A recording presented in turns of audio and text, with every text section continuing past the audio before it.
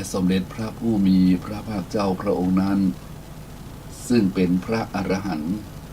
ตรัสรู้ชอบเป็นผู้รู้ผู้ตื่นผู้เบิกบานได้ด้วยพระองค์เองขอนอบนบเคารพบูชาพระธรรมคำสั่งสอนของพระบรมศาสดาพระสัมมาสัมพุทธเจ้าพระองค์นั้นโดยเสียนโดยเกล่าขอไหว้สาพระสงฆ์องค์ข้าเจ้าพระเถรานุเถระพระสังฆาธิการครูบาอาจารย์สมภารท่านเจ้าพระเถระพระสังฆาธิการอยู่ในวัดในวาตามวัดตามวาที่ใดที่หนึ่งมีไกลที่ใกล้วันนี้ขอไหว้สาบารมีธรรมครูบาอาจารย์จุต้นจุองค์ด้วยความเคารพเป็นที่สุดนะครับ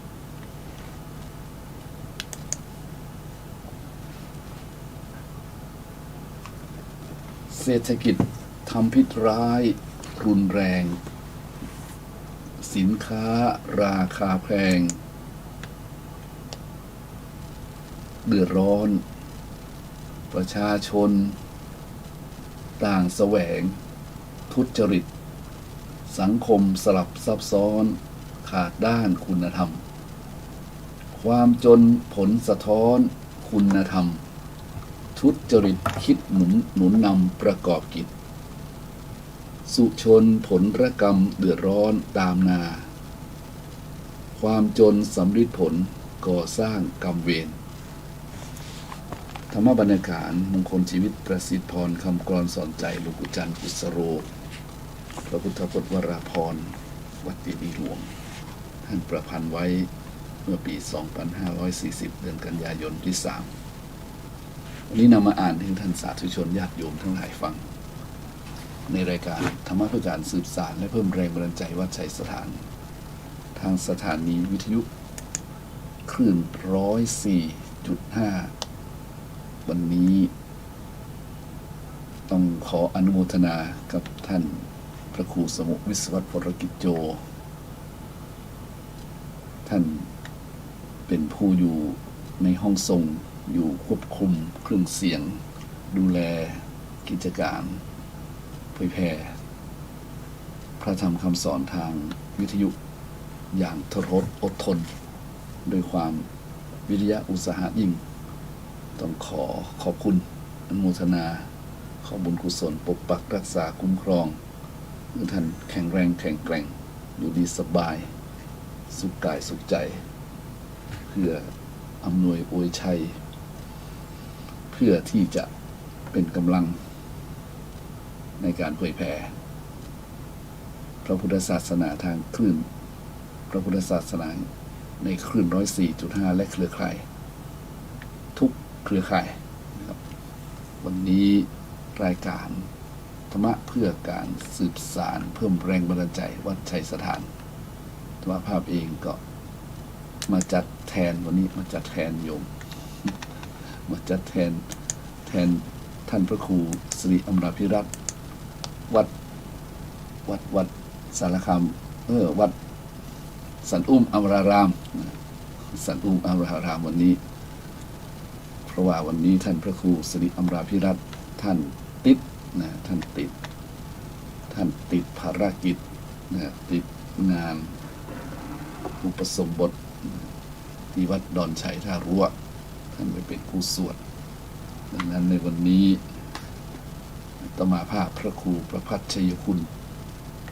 ก็ได้มามาจานำเสนอสาระและอาจจะมีบันเทิง เพลงโยมก็ถึง2 ชั่วโมงกันนะจากนี้ไปก็ชั่วโมงปลายเพราะฉะนั้นก็อาจจะกึกกักคงเนาะเพราะว่าเป็นตัวแทนไม่ใช่ตัวจริง ในรายการนี้ต้องเป็นผู้ที่มีพลังเสียงนั่งทนแข็งแรงในญาติโยมจึงจะอยู่ได้ถึง2 ชั่วโมงแต่วันนี้ก็เหลือชั่วโมงปลายหน่อยชั่วโมงปลายหน่อยนี่ก็ยาวนานพอสมควรทั้งนี้ทั้งนั้นก็เพื่อที่จะ พื่อที่จะเป็นอุทาหรณ์สอนจิตเป็นข้อคิดสอนใจเป็นบุญบารมีของท่านทั้งหลายหรือว่าได้ฟังธรรมก็เป็นธรรมะสวนามัยบุญเกิดขึ้นจากการฟังธรรมและก็เป็นบุญวาสนาบารมีของอาตมาหรือว่าธรรมเทศนาใหม่เพื่อให้เกิดประโยชน์เป็นอานิสงส์อานิสงส์ซึ่งเฮาท่านทั้งหลายศรัทธาญาติโยมพน้อยพนานนักศีลนักบุญนั้นก็บ่ลืมที่จะฟังเทศน์ฟังธรรมสมัยแต่ก่อนนี้ฟังช่วงวันศีลวันพระบละบ่เว้นใครอาบน้ำเย็นคือไปอาบน้ำวังหินใครมีกินมีใจคือไปหมั่นก้าใครขึ้นสวรรค์ชั้นฟ้าไปฆ่าเจ้าเอาของในวัด ก็คือไปฟังเทศน์ฟังธรรมใครขึ้นสวรรค์ชั้นฟ้านี่ไปฆ่าเจ้าเอาของในวัดฆ่าเจ้าก็คือเจ้ากิเลสเจ้ากิเลสเจ้าตัณหาราคะโทสะโมหะโลภะโทสะโมหะกิเลสปัญหาตัณหา108ก็เพื่อที่จะเอาบุญเอากุศลเนาะนั่นแหละได้อานิสงส์ในการฟังเทศน์ฟังธรรมศรัทธาญาติโยมก็เป็นมาเป็นไปโดยตลอดแต่สมัยนี้ยุคนี้นี่ยังแคว้นน้อยโยมนะเป็นยุคที่แต่ก่อนเฮาชื่อว่าห้องยุคนี้ว่ายุคไฮเทคเนาะประเด็นนี้เป็น 4G 5G อย่างละประเด็นนะประเด็นนี้เฮาได้ยินแห่งยุคหนึ่งเฮาได้ยินเขาว่าประเด็นนี้มันยุค New Normal นี่ว่าเกิด New Normal ขึ้นมานะ New Normal นี่ทางผู้รู้มีรองศาสตราจารย์มาลีบุญศรีพันธ์คณะกรรมการบัญญัตินิเทศศาสตร์ราชบัณฑิตยสภาได้อธิบายความย่อไว้ว่ามาย่อไว้นะว่าเป็นความปกติใหม่ปกติใหม่คือฐานชีวิต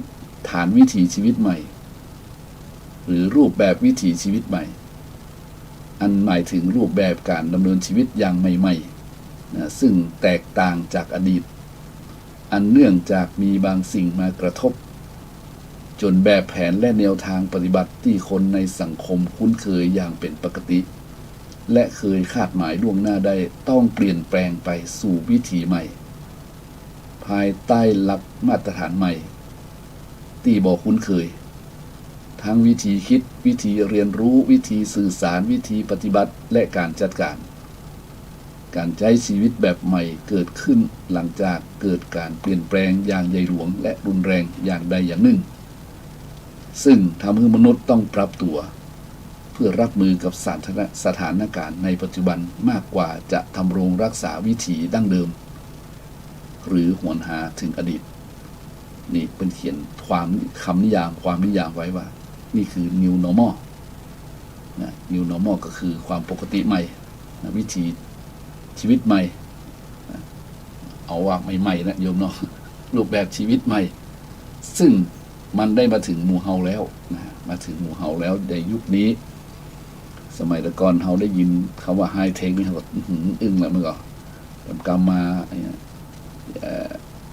ยุคไฮเทคแล้วก็มายุคเนี่ยที่ว่าแต่ว่าวันซื้อนี้จักจะลืมแล้วนะโยมใหม่ๆเนี่ยนะอินเทอร์เน็ตเนี่ยสื่อสารไร้พรมแดนประเดี๋ยวมหันต์กรรมนี่โอ้โหเราเห็นเลยว่าอันนี้จังเป็นเช่นนี้เองคือความเปลี่ยนแปลงเป็นเช่นนี้เองเนาะฉะนั้นญาติโยมทั้งหลายในการยุคสมัยนี้นะซึ่งเฮาท่านทั้งหลายอยู่บ้านก็ได้ฟังเทศน์ฟังธรรมนี่ก็ต้องขอบคุณนะเทคโนโลยีทั้งหลายไฮเทคเนี่ยเทคโนโลยีทั้งหลายนี่เปิ้นให้เฮาอยู่ที่บ้านสะดวกสบายฟังเทศน์ไปตัวนอนไปตัว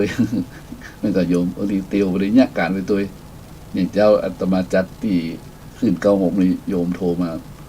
หลังไมค์บอกว่าทำงานไปตัวท่านเทศจบพอดีงานเสร็จพอดีเนี่ยอาตมาเข้าท่าเนาะเนี่ยเข้ายุคสมัยเก็บพักกับลวดฮักหลัวไปตัว บ่คือเสียการเสียงานเห็นไหมโยมบ่ต้องเสียการเสียงานเก็บพักก็รวดหักหลัว บรรยากาศไปตัวฟังทำไปตัวมันเข้าท่านั่นแหละโยมมันเป็นอย่างที่อำนวยความสะดวกนะทีนี้เรามาโอ้ถึงการที่เรามาอยู่วิถีชีวิตใหม่เนี่ยซึ่งมันเป็นรอยต่อนะรอยต่อญาติโยมรอยต่อพศนะพศ2400แล้วก็มา2500เนาะกำก็จะพศ2600อย่างเมื่อโยมเดี๋ยวนี้2565แหละมันจะเห็นชัดในการเปลี่ยนแปลงถ้าเรามองขึ้นดีๆบางทีเราก็จะเห็นอย่างมากมายในความเปลี่ยนแปลงนั้นซึ่งบางทีเราก็ถือว่ามันเป็นสาระสำคัญเสียดายแต่บางสิ่งบางอย่างมันก็ดีเหมือนกันนะมันก้าวสู่ยุคใหม่นะ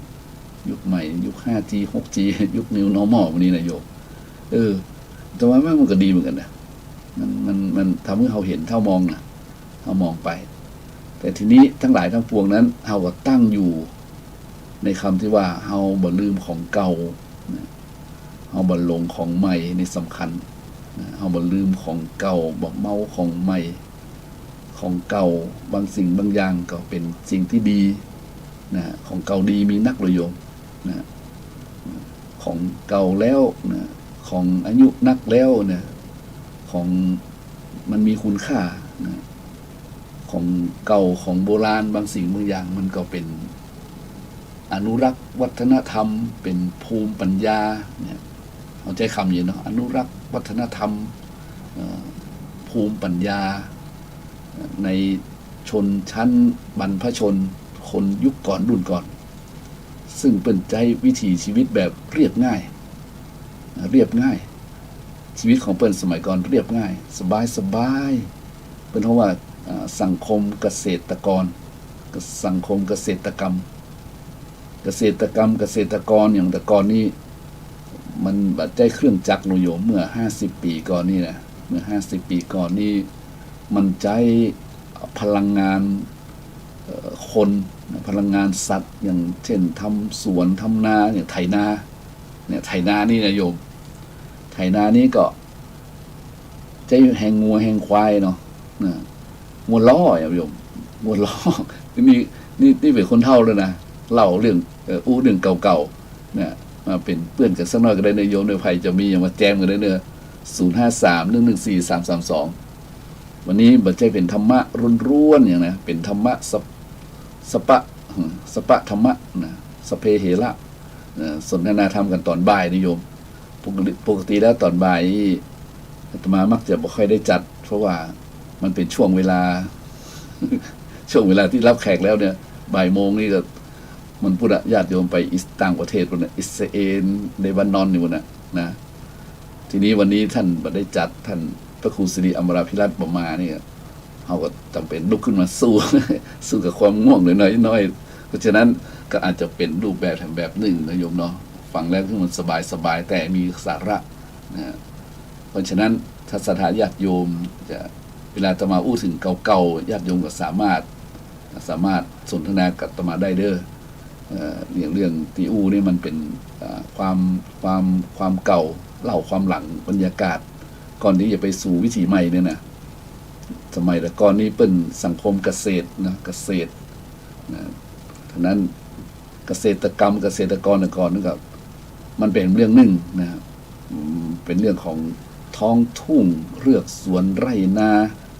เนาะอยู่กลางโต้งกันเนี่ยใจงัวใจควายแห่งงัวแห่งควายงัวล้อไอ้โยมโยมมีโทรศัพท์เข้ามาได้เนี่ย053-114-332 ถ้าช่วงจังหวะใดโยมนึกได้ก็โทรเข้ามาได้เนาะสมัยก่อนนั้นหน้าแล้งแบบนี้นี่ตำสวนตำนานี่โยมชาวบ้านเจ้าเกษตรกรเพิ่นก็อยู่ต้งอยู่สวนอยู่นาเดี๋ยวนี้ยุคนี้นาบ่อยู่ละเป็นบ้านจัดสรรไปหมดละเขาก็เห็นความเปลี่ยนแปลงใช่ไหมหน้าหายหมดกลายเป็นหมู่บ้านจัดสรรโครงการ ผุดขึ้นมาวิถีชีวิตก็เริ่มเปลี่ยนไงโยมนะวิถีชีวิตก็เริ่มเปลี่ยนจากเกษตรกรรมเกษตรกรก็กลายเป็นโรงงานอย่างแถวสันทรายแถวดอยสะเก็ดแถวเชียงใหม่เนี่ยเชียงใหม่ลำพูนนี่ไปพอเด้อตะเวนพอเด้อญาติโยมไหนเชียงใหม่ลำพูนนี่นะไปพอเลยเชียงรายเนี่ยที่ถนนมันตัดผ่านนี่จะเป็นตึกรามบ้านช่องเป็นโรงงานเนี่ยโหมันตั้งแต่ปี2500ก็ได้มาแล้ว2500ซาวมาแล้วโยมว่ามันเป็นต่อเนื่องมานะพัฒนากันมาอย่างแรงนะ200ซาว230 40 50 60เดี๋ยวนี้65กี่ปีแล้วโยมว่านะ200ซาวมาถือเอาที่หั่นก่อนนะ200ซาว30 40 50 60 50 ปี50 กว่าปีวะนายโยมพอไปตามต้งตำนานี่หันความเปลี่ยนแปลงชัดเจน นี่คือวิถีที่มันต่อเนื่องกันนะซึ่งถ้ายังเฮามี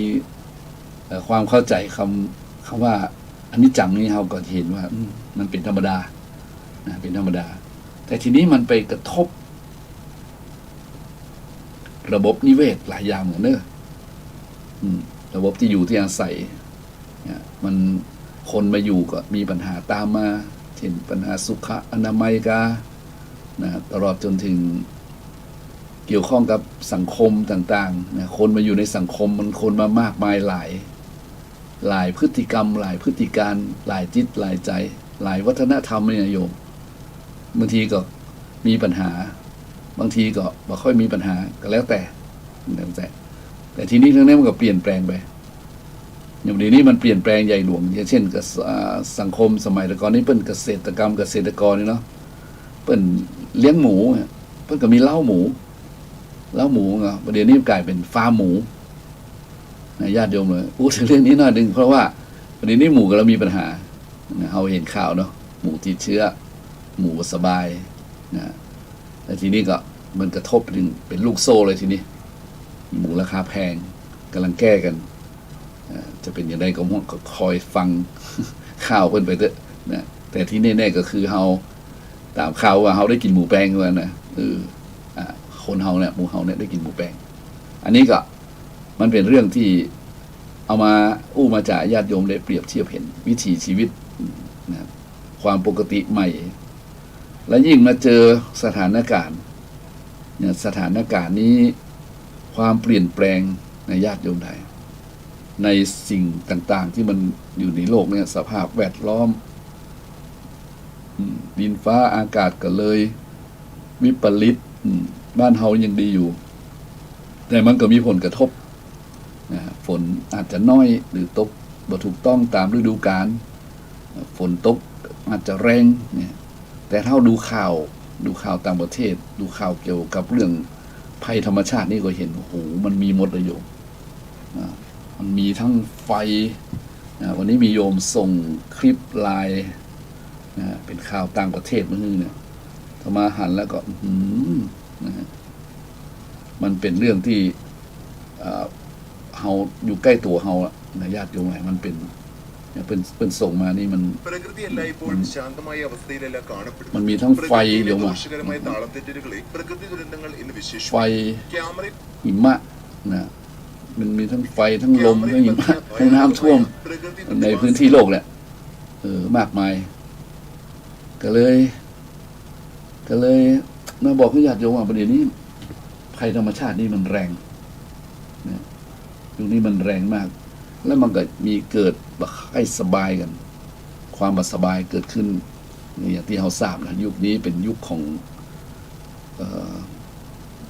ยุคนี้คือปัจจุบันนี่นะปี2 ปีนี่นะ2 ปีมานี้ละเนาะเรื่องไวรัสโควิด19เห็นแล้วก็ข่าวก็ดีเห็นญาติโยมเป็นก็ดีบ่สบายก็ดีก็รู้สึกเอ็นดูโยมเอ็นดูศรัทธาญาติพี่น้องถึงแม้ว่าเฮาจะรู้จักกันแต่ก็มวลมนุษยชาติทั้งหลายนะโดยเฉพาะคุณหมอบุคลากรทางการแพทย์นะผู้อยู่ด้านหน้าเนี่ยเหมือนกับสงครามคนที่อยู่ด้านหน้าเนี่ยเสี่ยงมากเลยนักรบเสื้อกาวเลยมานะ คุณหมอทั้งหลายคุณพยาบาลทั้งหลายบุคลากรการแพทย์ทั้งหลายเอาชีวิตเขาเสี่ยงนะบางทีก็ติดเชื้อหมอก็ตายโยมหมอก็ตายแต่ว่าก็น่าสงสารน่าสังเวชน่าเอ็นดูคนน้อยเนาะเพราะฉะนั้นเราท่านทั้งหลายเห็นความเปลี่ยนแปลงเหล่านี้แล้วเนี่ยถ้าอู้ถึงตามหลักในทางพระพุทธศาสนาแล้วว่าเห็นแล้วเกิดสลดสังเวชเนาะใจคำนี้สลดสังเวชใจเราเห็นเพศภัยที่เกิดขึ้นแล้วก็อย่าได้ประมาทนี่ได้ประมาทเพราะว่าอย่าไปคิดว่ามันเกิดขึ้นกับเฮาอย่าไปคิดว่ามันอยู่ไกลตัวเฮาไอ้นะอย่าไปคิดว่าเฮายังหนุ่มเฮายังแข็งแรงอยู่จะไปคิดว่าเฮารวยอย่าไปคิดว่าเฮามีเรียกว่ามีสิ่งแวดล้อมที่ดีกว่าคนอื่นจะไปคิดประมาทบ่ได้เพราะว่ามันเป็นเรื่องของนาทีชีวิตนะแค่ลมหายใจเนี่ยนะโยม เกิดเราเดินเข้าไปในที่มันเป็นเชื้อไปอย่างเราติดแล้วเมื่อโดนเข้าไปแล้วอย่าต้องมาสวอปต้องมานอนโรงพยาบาลต้องมาโน่นนี่เสียเวลาเสียสุขภาพเสียเงินเสียทองนี่โยมแล้วก็ถ้ามันนักก็เสียเศรษฐกิจอย่างเดียวเนี่ยเปิ้นปิดกั้นบ่ให้เดินไปมาสู่อยู่ห่างเมื่อโยมช่วงหนึ่งก็มีล็อกดาวน์ช่วงนี้ก็มีน้อยๆอ่อนๆแต่ระวังเอาเนี่ยเอาปิดกั้นทางการเดินโคจรสัญจรทั้งหลายเฮาก็คงแล้วมันเดือดร้อนกันหมดเลยเพราะฉะนั้นอย่าได้ประมาทเมื่อประมาณนี้อะไรนั่นแหละปฏิบัติตามกฎกระทรวงสาธารณสุขของสาธารณสุขดีที่สุดต่อมาว่านะคือไปไหนเว้นระยะห่างล้างมือใส่แมสใส่แมสก่อนใส่แมสคือมันครอบคลุมให้ดีๆนะใส่แล้วจะไปเอามาใส่ซ้ำแต่ญาติโยมอย่าไปคิดที่ใส่แล้วถ้ามันไปโชคโชนแล้วก็ลงถุงทิ้งขยะไปเนี่ยเนาะจะไปทิ้งเรี่ยราดเนี่ยเพราะมันจะเป็นปัญหาสภาวะสิ่งอย่างอื่นว่ามันจะลกรุงรังเมื่อโยมมันจะแพร่เชื้อเพราะฉะนั้นก็ไปไหนใส่แมสใส่หน้ากากอย่างว่าคนปัจจุบันนี่ก็ใส่หน้ากากจริงๆเนี่ยคือหน้ากากนี่แหละแมสเนี่ยนะแต่ก่อนหมวกกันน็อก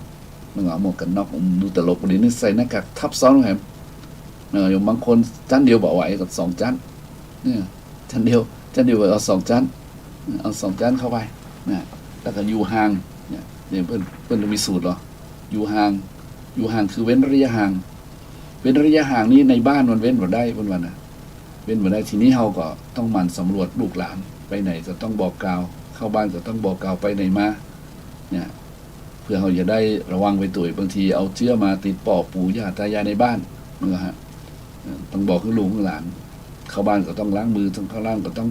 ถอดแมสเก่าทิ้งแล้วก็ใส่แมสใหม่เข้าไปมันก็จะได้บรรเทาเบาบางกันไปถ้ามันเป็นแล้วมันเป็นเรื่องใหญ่โยมถ้ามันติดไข้แล้วมันเป็นเรื่องใหญ่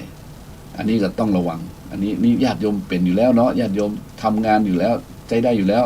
จ้างอยู่แล้วนะคือมาอู้กันให้ฟังหมดเลยว่ามันได้จะเป็นอย่างนี้เนาะเพราะฉะนั้นถ้าใครป้องกันตัวเองได้บอกประมาทก็ต้องใจแบบเนี้ยเงื่อนไขมันมีบอกไว้กติกามันมีบอกทำตามอยู่ห่างล้างมือกินอาหารร้อนจ้อนไผ่จ้อนมันประเด็นนี้เพิ่นมือมั่วสุมกินเลี้ยงเนี่ยมันอันตรายเขาก็เห็นมาหลายกรณีเนาะเนี่ยที่บอกว่าหลายเคสนะหลายครั้งหลายกรณีที่มันไปติดกันในวงเล่าติดกันตามร้านอาหารเนี่ยมันสัมผัสกันนะทางลมหายใจยังมาปอนนะเชื้อนี้ยังมาตามสิ่งต่างๆที่เราอาจจะสัมผัสมือปากอย่างจ้อนเจอนี่นะต้องระวังกินอาหารร้อนช้อนกลางเว้นระยะห่างต้องถือปฏิบัติมีเจลพกล้างมืออย่างนี้ญาติโยมต้องมีสติอย่าประมาทอันนี้ก็แล้วกันเพราะฉะนั้นถ้าผู้ใดใช้ชีวิตอย่างบ่ประมาทผู้นั้นก็จะแบบพลาดหรือพลาดก็พลาดน้อยหรือถ้ามันจะเปลี่ยนไปมันมีกรรมของมันก็เป็นเรื่องของมันคือเราตั้งใจอย่างดีแล้วเรามีสติอย่างดีแล้วเนี่ยเกิดมันยังมีอุบัติเหตุขึ้นมาอยู่นะอันนั้นเราก็ต้องว่ากรรมุนาวัตติโลโกสันโลกทั้งหลายเป็นไปตามกรรมนะเมื่อโยมดังนั้นอันนี้ให้ญาติโยมฟังว่าในยุคนี้มันเป็นยุควิถีใหม่นะ ยุควิถีใหม่รูปแบบการใช้ชีวิตอาจจะเปลี่ยนไปเราจะได้ยินคำว่าออนไลน์อย่างนักเรียนเนี่ยออนไลน์เดี๋ยวบอกว่าออนไซต์มาได้เตื้ออย่างโรงเรียนปิดเนี่ยออนไซต์ก็มาเรียนในสนามในโรงเรียนเลยมันมาได้มาถึงมันมาได้มาถึงโรงเรียนสักกัมเนี่ยนักเรียนอยู่ที่บ้านการนี้กับเรื่องของวิวัฒนาการสู้กับปัญหาก็เลยมาอยู่ที่บ้านดีมีเทคโนโลยีญาติโยมอะไรก็มีอย่างที่เป็นลงข่าวนะใจแท็บเล็ตใจโน่นนี่นั่นนะอุปกรณ์ทางอินเทอร์เน็ตถามคุณครูดูว่าได้ผลก็ขนาดเฮียนธรรมดาก็ยังนักเลยนะเนาะท่านคิดเอาแล้วกันว่านะถ้าไปเฮียนออนไลน์เราอ่อนความตั้งใจมันมีไหนนะอันนี้ก็เป็นเรื่องน่าคิดอยู่กันเพราะฉะนั้นเรียกว่าโควิด-19นี่มันทำลายหลายอย่างทำลายวิถีดั้งเดิมหลายอย่างเลยโยมจะมีการมีงานเนี่ยมีปล่อยหลวงเลยนะโอ้มาได้เลยตอนนี้ปล่อยหลวงเงียบปล่อยหลวงเนี่ยปกติเฮามาเด้อมกราคมเนี่ยมีปล่อยหลวงเนาะแต่มาอย่าตัดลูกนิมิตนี่ยังตัดมาได้เท่าเดียวเลยโยมว่านะตัดได้แต่มีไผมาครูบาอาจารย์ก็ลำบากเนาะตัดจะดีกว่าเนี่ยปล่อยหลวงปล่อยล่างเลยเนี่ยวิถีชีวิตเฮาขนบธรรมเนียมดั้งเดิมประเพณีเขาอย่างนี้ปีแล้วนี่ยังดำหัวปีใหม่ก็เหมือนกันหรอเนี่ยมกราคมมีนานี่มันก็เริ่มเปลี่ยนไปเริ่มเปลี่ยนเริ่มนี้ไปโยมบางทีก็หายกันไปแล้ววันนี้วันศีลหน้านี่เป็นเดือน4เพ็งเนาะตาลเข้าจีเดือน4นี่ตาลเข้าใหม่ตาลเข้าใหม่อันนี้ก็ต้องระวังนะญาติโยมหลายประเพณีนี้มันมีดั้งเดิมมาแต่วิถีชีวิตของหมู่เฮาทั้งหลายมันเปลี่ยนไปนะเกษตรกรรมหายไปเกษตรกรหายไปเยอะนะมีโรงงานเนี่ยขึ้นมาแทนเนาะบ้านจัดสรรขึ้นมาแทนจะมาตาลข้าวใหม่ใส่หัวล้อกันมาเนี่ยแต่ก่อนมันมีละตาลข้าวเปลือกเป็นร้อยถังในบางบ้านนี่เป็นร้อยถังเลยโยมมันมีละประเด็นนี้หายหมดนะหายหมดอันนี้ก็น่าเสียดายกันเนาะผมก็จะแยกจะได้เพื่อนจะบอกว่าโอ้ยทำมืออยู่นะวิถีใหม่นี่มันจะแบบมันจะยาวไปแถมแล้วก็ของเก่านี่จะปีกขึ้นมาเมื่อไรพวกนึกแล้วก็เสียดายนะญาติโยมหลายเสียดายแต่ทั้งนี้ทั้งนั้นหมู่เฮาท่านทั้งหลายก็ต้องทำใจรับความเปลี่ยนแปลงที่มันเกิดขึ้นเนี้ยในใช้ชีวิตแบบ New Normal นี่ว่าเนี่ยการใช้ชีวิตแบบใหม่นี่เราจะต้องบริหารจัดการทั้งวิธีคิดอย่างไรจะให้มันดีให้มันปลอดภัยจะไม่ให้เสียรูปจะไม่ให้เสียหลักการไม่ให้เสียประวัติศาสตร์ไม่ให้เสียเรียกว่าพิธีการทั้งหลายศาสนาพิธีทั้งหลายต้องคิดนะจะทำได้ต้องคิดให้มันปลอดภัยอย่างไรนะเพราะว่าเราจะต้องมีวิธีคิดวิธีเรียนรู้อย่างเดียววิธีสื่อสารนี่โอเคนี่เราประชุมกันหรือว่านี่เราก็บอกว่าประชุมทางออนไลน์นะประชุมกันทางอย่างต่างๆมันเป็นวิธีของโซเชียลมีเดียเพื่อนว่าวิธีสื่อสารมันมาทำรูปใหม่ละโยมและทีนี้วิธีปฏิบัติการในการจัดการนี่ก็จะต้องโดยมาอีกมากมายหลายเรื่องที่เราเข้าสู่ยุคนี้และนี่ยังอู้ถึงรวมๆในญาติโยมหลายถ้ามันมาเป็นเรื่องของภัยธรรมชาติแล้วเราเห็นต่างประเทศเนาะมาสว่านกำลังเราเนี่ยจะมามีเพียงพอนี่นะอย่างลมฟ้าที่มันแรงๆน่ากลัวนะโยมเนาะเพราะฉะนั้นเราต้องมันต้องระมัดระวังกันนะคอยฟังข่าวติดตามข่าวไปตัวญาติโยมเลยจะไปประมาทก็ได้อันนี้ก็ญาติโยมฟังนะเพราะฉะนั้นก็เอาละญาติโยมทั้งหลายวันนี้มาถึงเรียกว่านานาสารธรรมนะธรรมะเพื่อการสืบสานและเพิ่มแรงบันดาลใจวัดชัยสถานในส่วนแรกนี้ก็ถึงเกี่ยวกับการต้องใจและเดินตามวิถีใหม่นะฐานชีวิตใหม่รูปแบบใหม่นะซึ่งมันทำให้เฮาท่านทั้งหลายนั้นอาจจะกักหน่อยเนาะแต่ถ้าใครมีวิธีคิดแล้วก็ตัวโลกทันเหตุการณ์อยู่ก็คงจะผ่านระยะนี้ไปจนถึงเรียกว่าป ปนจากความทุกข์นี้ไปด้วยกันนะเนาะอันนี้ก็ขอนำเสนออันแรกเดี๋ยวพักสักกรรมเลยโยมเนาะนะวันนี้ถึงบอกแล้วว่าธรรมะแบบสบายๆนะธรรมะแบบสบายๆแต่สักกรรมมาพูดถึงเรื่องธรรมะธรรมโมญาติโยมฟังเนาะญาติโยมวันนี้ก็ญาติโยมก็ฟังเพลงดอกไม้คุณธรรมไปสักน้อยก่อนเนาะ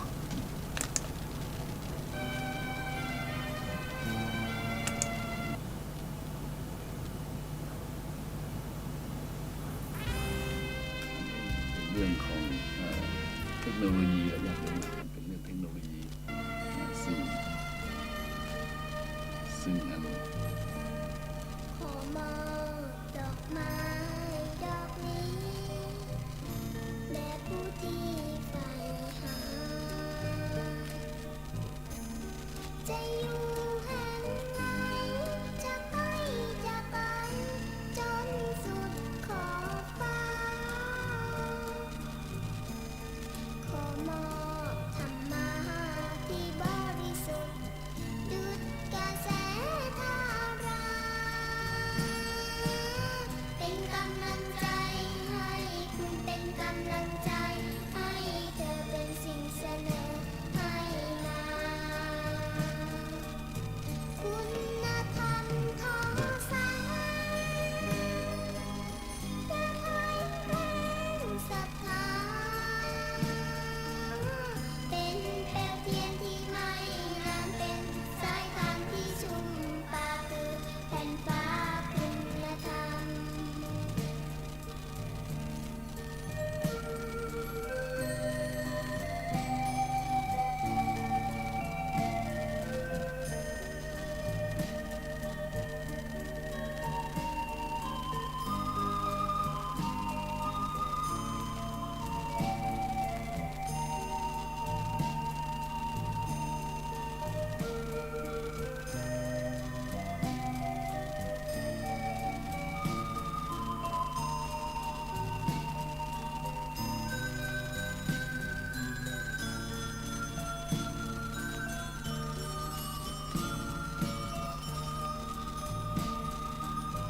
คุณธรรมทอแสงอย่าถอยแรงศรัทธาเป็นเปลวเทียนที่ไม่นานเป็นสายทานที่ชุ่มปาคือแผ่นฟ้าคุณธรรม ขอมอบธรรมะเอาไว้ให้เป็นเครื่องใช้ชี้นำขจัดสิ่งร้ายมุ่งมั่นต่อไปให้คลายมองมนก้าวต่อไปไม่ให้สิ้นสุดดุจกระแสธรรม เป็นกำลังใจให้คุณเป็นกำลังใจให้เธอเป็นสิ่งเสนอให้คุณธรรมเป็นกำลังใจให้คุณเป็นกำลังใจให้เธอเป็นสิ่งเสนอให้คุณธรรมเป็น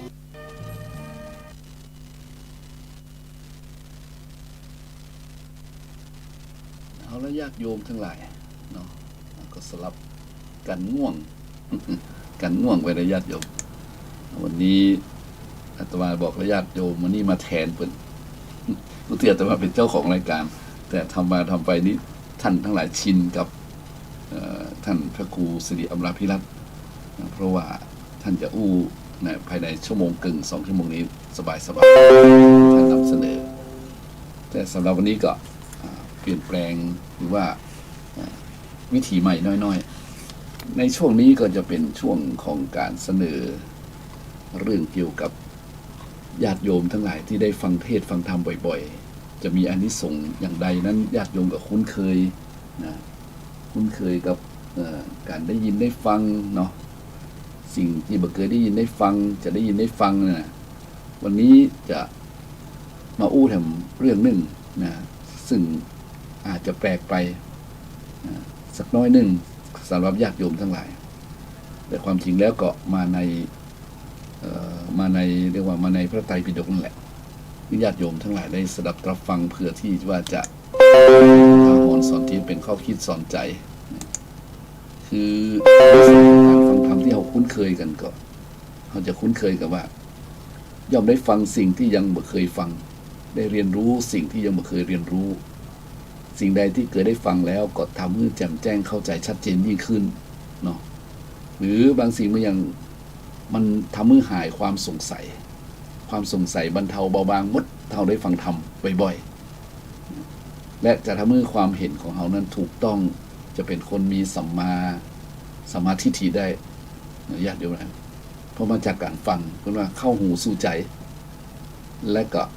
จะทำให้จิตใจของคนที่ฟังนั้นผ่องใสใจเบิกบานเพราะฉะนั้นนิสงส์ของการฟังธรรมโดยทั่วไปเป็นอย่างนั้นอันนี้เราได้ยินได้ฟังบ่อยๆวันนี้จะเสนอเรื่องหนึ่งไปอ่านเจอมันบอกว่าอานิสงส์มี4ประการแห่งการฟังธรรมเนืองๆเรื่องนี้พระบรมศาสดาของเรานั้นครั้นประทับอยู่ที่ในพระวิหารก็ปรารภถึงเรื่องปรารภของเรื่องของตู้เจ้า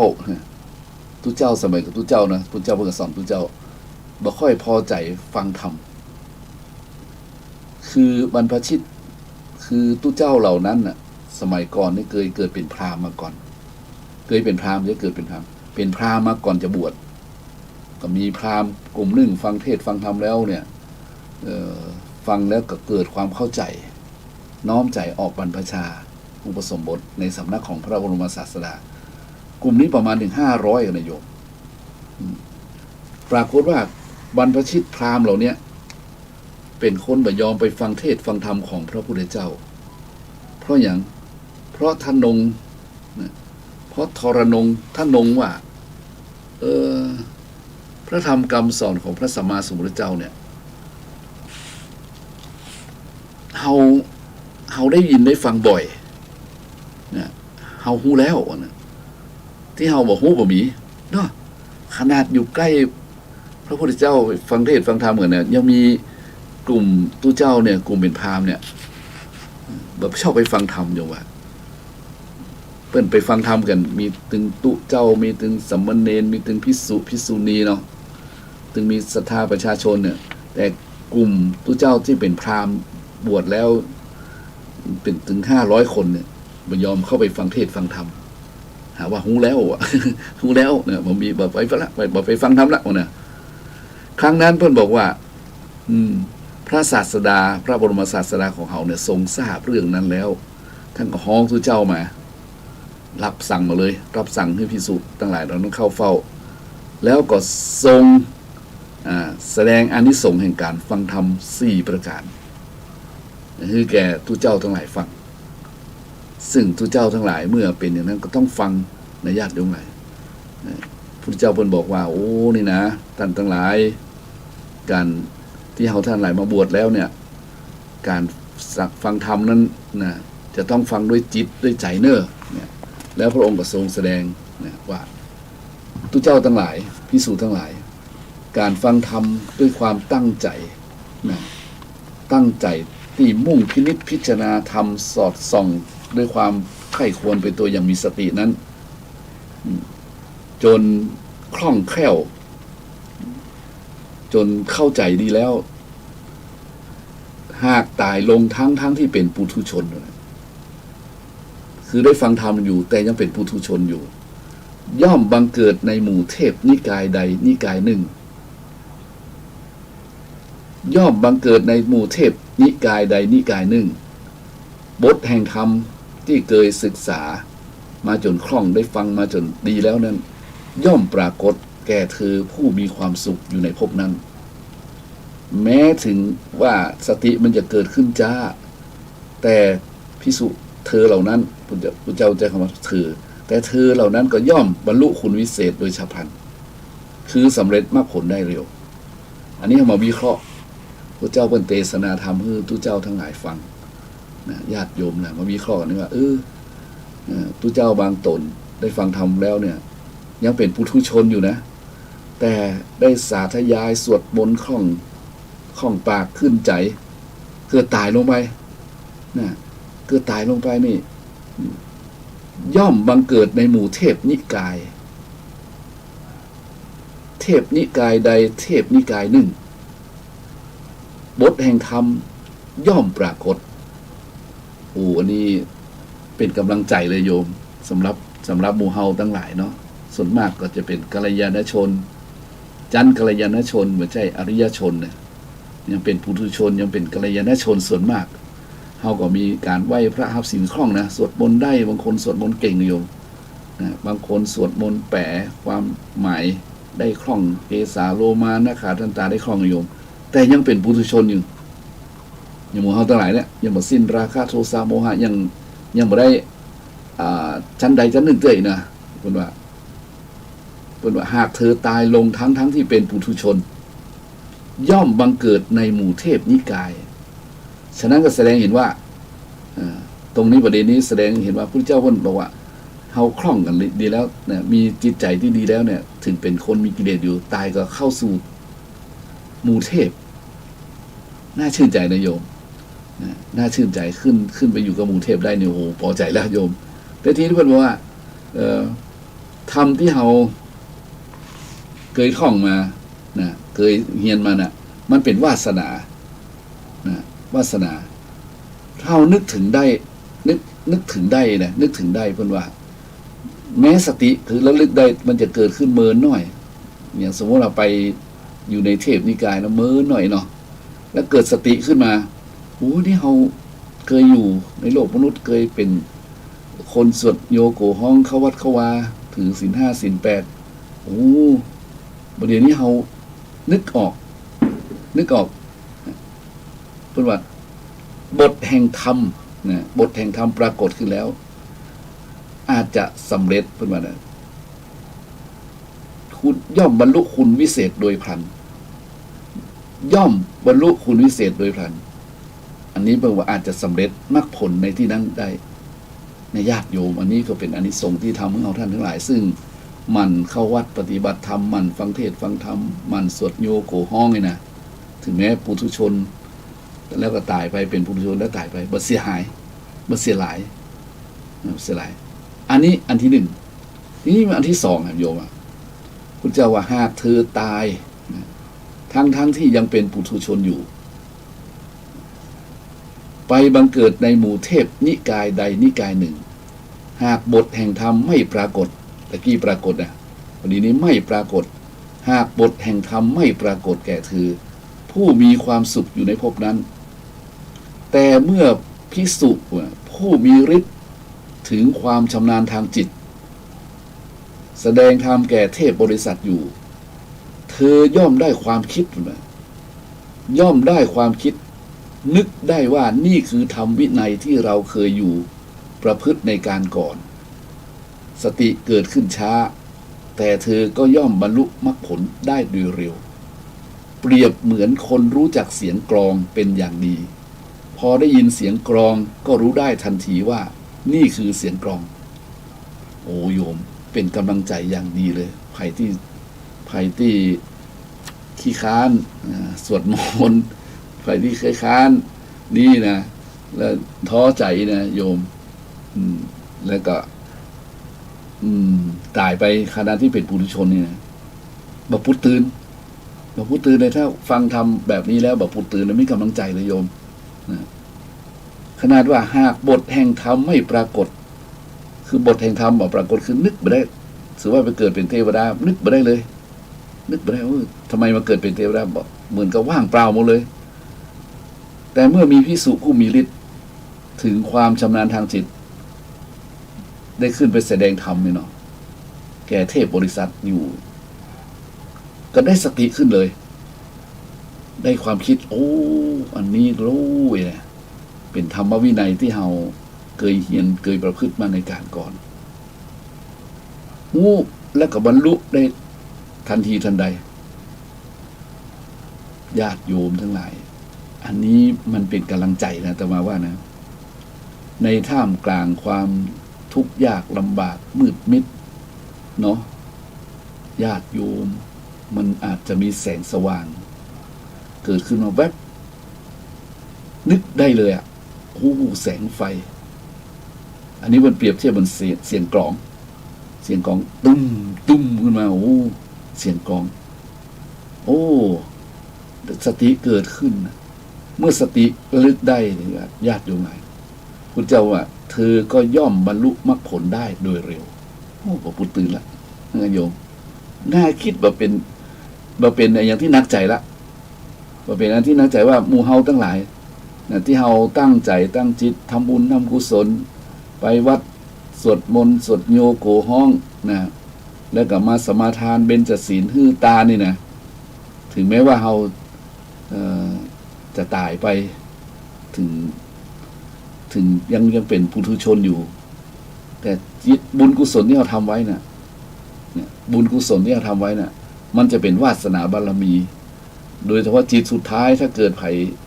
ปรงได้ปล่อยได้วางได้เนี่ยจิตประภัสสรจิตสว่างสวัยก็จะไปสู่เนี่ยอย่างพระพุทธเจ้าว่าเทพนิกายใดนิกายหนึ่งเนี่ยโยมเพิ่งเขียนไว้แหละบังเกิดในหมู่เทพนิกายใดนิกายหนึ่งมันมาปุตตือได้โยมถ้าคนปุตตือนี่แผ่นเป็นเรื่องหนึ่งนะถ้าคนปุตตือก็คือเกิดมาแล้วเนี่ยบัเข้าวัดสวดมนต์บัทำวัดบทสวดมนต์นี่เนาะบัประพฤติตามศีลตามธรรมนี่นะเป็นปุถุชนแล้วก็ตายไปญาติโยมนั่นก็ปุตตือนะบ่ได้เข้าสู่หมู่เทพนิกายละนะอาจจะไปนรกภูมิงาเปรตกาอสุรกายกาเดรัจฉานกาซึ่งอันนั้นเป็นวิธีของเรียกว่าขาดทุนปุตตืนนะล้มเหลวนะเพราะครูบาอาจารย์บอกว่าจะทำเป็นล้อเล่นไปในสังสารวัฏในเวียนว่ายแต่เกิดนี่นะที่ไปเกิดในภพภูมิต่ำๆมันมีนักมันมีหลายแล้วมันเป็นความทรมานอยู่เยอะเพราะฉะนั้นอย่าได้ประมาทเห็นไหมตรงนี้ทีนี้ประการที่สามอันนี้ส่งแห่งการฟังธรรมเนืองๆนี่นะแล้วก็ย้ำญาติโยมว่านี่พุทธเจ้าวันเทศนาให้แก่หมู่ภิกษุทั้งหลายฟังดูก่อนภิกษุทั้งหลายนะหากเธอตายลงทั้งที่เป็นปุถุชนอยู่นะเป็นปุถุชนอยู่บทแห่งธรรมบ่ปรากฏแก่เธอผู้มีความสุขอยู่ในภพนั้นเป็นว่าหากเธอตายลงทั้งที่เป็นปุถุชนอยู่แล้วไปกำเนิดเนี่ยแล้วไปกำเนิดบังเกิดในหมู่เทพนิกายใดนิกายหนึ่งบทแห่งธรรมบ่ปรากฏไม่ปรากฏแก่เธอผู้มีความสุขอยู่ในภพนั้นๆหรือในภพนั้นหรือในหมู่เทพนิกายนั้นผู้มีฤทธิ์แสดงธรรมแก่เทพบริษัทก็ไม่มีเทพมาเทศนาธรรมนะแต่เทพบุตรผู้แสดงธรรมแก่เทพบริษัทนั้นมีอยู่ผู้มีฤทธิ์แสดงธรรมแก่เทพบริษัทไม่มีแต่เทพบุตรผู้แสดงธรรมแก่เทพบริษัทนั้นมีอยู่เธอระลึกได้ถึงธรรมวินัยที่เคยประพฤติสติเกิดขึ้นถึงเกิดขึ้นช้าแต่เธอย่อมสำเร็จมรรคผลโดยพลันเปรียบเหมือนคนรู้จักเสียงสั่งอย่างดีพอได้ยินเสียงสั่งก็รู้ได้ทันทีว่านี่คือเสียงสั่งอันนี้ก็น่าคิดญาติโยมไงดูก่อนภิกษุทั้งหลายมาตีความกันถ้าเธอตายลงที่เป็นปุถุชนอยู่เพราะว่าเธอเหล่านี้เป็นผู้ฟังธรรมอย่างเนืองๆว่าได้คล่องปากเข้าใจหมดทุกสมุทัยนิโรธมรรคนะอันนี้จังทุกขังหน้าตาเข้าใจหมดแล้วก็ได้ตายไปทั้งที่ยังหมดสิ้นอาสวะยังเป็นปุถุชนอยู่ไปเกิดในเทพนิกายใดนิกายหนึ่งและก็บ่มีคนที่มีฤทธิ์บ่มีพระที่มีฤทธิ์ขึ้นไปแสดงธรรมนะบ่มีแต่มีผู้นะเป็นบัณฑิตอยู่เทพบุตรผู้แสดงธรรมแก่เทพบริษัทนั้นมีอยู่คือบัณฑิตอย่างเช่นเฮาอยู่ในเมืองมนุษย์เนี่ยเนาะยกตัวอย่างเหมือนกับป้นหนานเหมือนกับป้นน้อยทั้งหลายเนี่ยป้นน้อยป้นหนานที่เพิ่นบวชแล้วเพิ่นลาสีขาวไปนะโยมนะเพิ่นได้มาเป็นปุจจารก็ดีมรรคนายกก็ดีเนี่ยเพิ่นสนใจในธรรมเนี่ยและก็เพิ่นก็มาอู้จ๋านะ อูจ๋าบอกอย่างอันนี้เอียนะโมเนออิติปิโสเนอนะพุทธังเนอเฮ้ยเกิดนึกขึ้นได้อ๋อยินดีในพระดานเนอยินดีพระดานพระดานนี่ถ้ามีพระดานนี่เฮาหูเราลืมมันแล้วนะเนี่ยโอ้ยินดีในพระน้อยเนอญาติโยมเลยสติมันเกิดขึ้นช้าแต่ย่อมได้สำเร็จมรรคผลได้เหมือนกันคุณบอกอย่างนั้นเลย อันนี้เราอุปมาเห็นว่าอันนี้ส่งการฟังธรรมนี่มันแบบแค่มีอย่างที่เราได้ยินได้ฟังมาอย่างเดียวโยมมันยังมีอีกมากมายต้องมาแสดงแก่พิสุส่งฟังพิสุส่งถึง500ที่ค้านฟังธรรมนะญาติโยมไหนเป็นพราหมณ์นั่นนะเพราะฉะนั้นเราได้ยินอย่างนี้แล้วญาติโยมมีความคิดอย่างไรแต่มาว่าเรามีกำลังใจญาติโยมมีกำลังใจว่าเราสวดโยโกห้องไปไหว้พระฮับศีลไปขึ้นใจคล่องปากไปนะอยู่ว่างๆนะเราก็เอามาสวดมาอย่างกันไปเนี่ยนะถึงแม้ว่าเราจะบาเสี่ยงอัศวะกิเลสตัณหาราคะโทสะโมหอย่างเท่านะบรรลุธรรมเท่าเป็นปุถุชนอยู่นะด้วยกุศลที่อยู่ได้เราสามารถไปเกิดเป็นเทวบุตรได้นะอยู่ในกลุ่มของเทพบุตรนิกายใดนิกายหนึ่งได้เหมือนกับค้างคาวโยมค้างคาว500มันจะค้างคาว500พิสุ500ไปสาธยายมนในถ้ำไปสาธยายมนในถ้ำสาธยายมนในถ้ำนั้นก็ซ้ำมีค้างคาวนักขนาดโอ้โหตุเจ้าเปิ้นก็บอกว่าเปิ้นก็สวดโยนโกห้องสวดมนต์ไปนะสวดมนต์ไปเรื่อยๆของเปิ้นนั่นแหละนะการสวดมนต์นี่มันทำให้เกิดกระแสเสียงพลังอย่างหนึ่งในญาติโยมถ้าเสียงพร้อมๆเหมือนมันสวดมันม่วนนะนี่เราสวดมนต์ทั้งหลายเนี่ยก็ปรากฏว่ากระแสเสียงคลื่นเสียงของพระสงฆ์ที่มาสวดมนต์เนี่ยไปทำให้ค้างคาวที่อยู่บนต่ำผนังฝาถ้ำหล่นลงมาทีละตัว2ตัวโอ้ตายกันนักขนาดล่ะค้างคาวตายนะโอ้โหญาติโยมว่าสวดมนต์เสร็จโทษค้างคาวตายกันเบื่อเลยทุกเจ้าทั้งหลายก็เดือดร้อนใจแล้วเราเป็นปุถุชนเนี่ยทุกเจ้าเป็นปุถุชนนั่นเนอะเนี่ยเรามาสวดมนต์ทำบาปทำกรรมเมก้าเนี่ยเราทำบาปทำกรรมเมก้าแต่ละค้างคาวตายที่เราสวดมนต์เนี่ยมันรับสติมันเผลอเนาะมันฟังเพลินตีนมันรุดตกหัวกระแทกพื้นตายเป็นบ้าไปก็ป้าก็เลยถามกับพระพุทธเจ้าเนี่ยพระเจ้าบอกว่าเนี่ยจิตของค้างคาวเนี่ยมันผ่องใสไปสู่สุคติหมดแค่ได้ฟังนี่นะแค่ได้ฟังแล้วจิตมันสบายจิตมันเบาเนี่ยจิตมันเบาจิตมันสบายตายไปสุคติได้โยมเนี่ยอันนี้ส่งของการฟังมันช่วยเราได้อย่างเดี๋ยวนี้ญาติโยมฟังเทศฟังธรรมไปบอกว่าธรรมาเทศหรือว่าตุลุงองค์นั้นเทศพระครูองค์นี้เทศเนี่ยโยมฟังแล้วก็เกิดรับปล่อยไปนี่นะแล้วแบบฟื้นคืนมานะจิตมันน่วงเหรอกุศลมันส่งยู้ไปเลยโยมสวรรค์นะสวรรค์ที่เขาว่ากันเนี่ยสวรรค์เพราะฉะนั้นอยู่ในเทพนิกายใดนิกายหนึ่งเพื่อลุกขึ้นมาเพื่อนว่าจิตมันออกจากร่างไว้นี่นะมันไปสวรรค์นี่มันเหมือนแป๊บเดียวเนี่ยเหมือนเรื่องต่างๆที่เคยเล่าให้ญาติโยมฟังว่ามันเกิดที่นี่ได้ไงเนี่ยแต่ก่อนเป็นคนเป็นมนุษย์นะจิตมันพุทธผ่องใสได้ใส่บาตรพระอริยสงฆ์ได้ทำบุญทำทานได้รักษาศีลได้สวดมนต์มาเกิดนี่มันพุทธขึ้นมันโอปะปฏิกากำเนิดมันเกิดขึ้นแบบพุทธขึ้นหรอมันพุทธขึ้นมาก็เป็นโอปะปฏิกากำเนิดเกิดพุทธขึ้นทีนี้พุทธขึ้นที่ดีเนี่ยเป็นเทพนะนิกายใดนิกายหนึ่งเนี่ยอันนี้ในหมู่เทพนิกายใดนิกายหนึ่งก็คือไปในสวงสวรรค์ในกลุ่มใดกลุ่มหนึ่งแล้วลึกได้ญาติโยมหลายเพราะฉะนั้นเราท่านทั้งหลายนะควรที่จะฟังธรรมบ่อยๆนะฟังธรรมแล้วก็ต้องมีคำสวดที่ได้ตัวนายโยมอย่างนะโมได้เนาะญาติโยมได้นะโมอยู่แล้วนะพุทธังสังฆฉามิได้อยู่แล้วอิติปิโสพุทธคุณสวากขาโตสุปฏิปันโนได้ญาติโยมก็ขยับเข้าลึกขึ้นหน่อยนึงขยับเข้าลึกขึ้นหน่อยนึงเป็นเกี่ยวกับบทสวดต่างๆซึ่งประเด็นนี้มันมีหนังสือหรือญาติโยมอ่านมากมาย ญาติโยมก็ลองไปอ่านไปทบทวนไปค้นคว้าดูนะไปต่อยอดเอาคนเดียวนะจนเข้าใจเมื่อเข้าใจแล้วญาติโยมอย่าหัวนะบางทีจิตของเขาเนี่ยซึ่งได้อบรมบ่มเพาะมาอย่างดีมียึดถือมีรักขึ้นเกาะไอ้เนี่ยผลที่สุดอาจจะทำให้เรานั้นสบายจิตอาจละมันทำให้เราสบายจิตสบายใจเกิดรับไปเนี่ย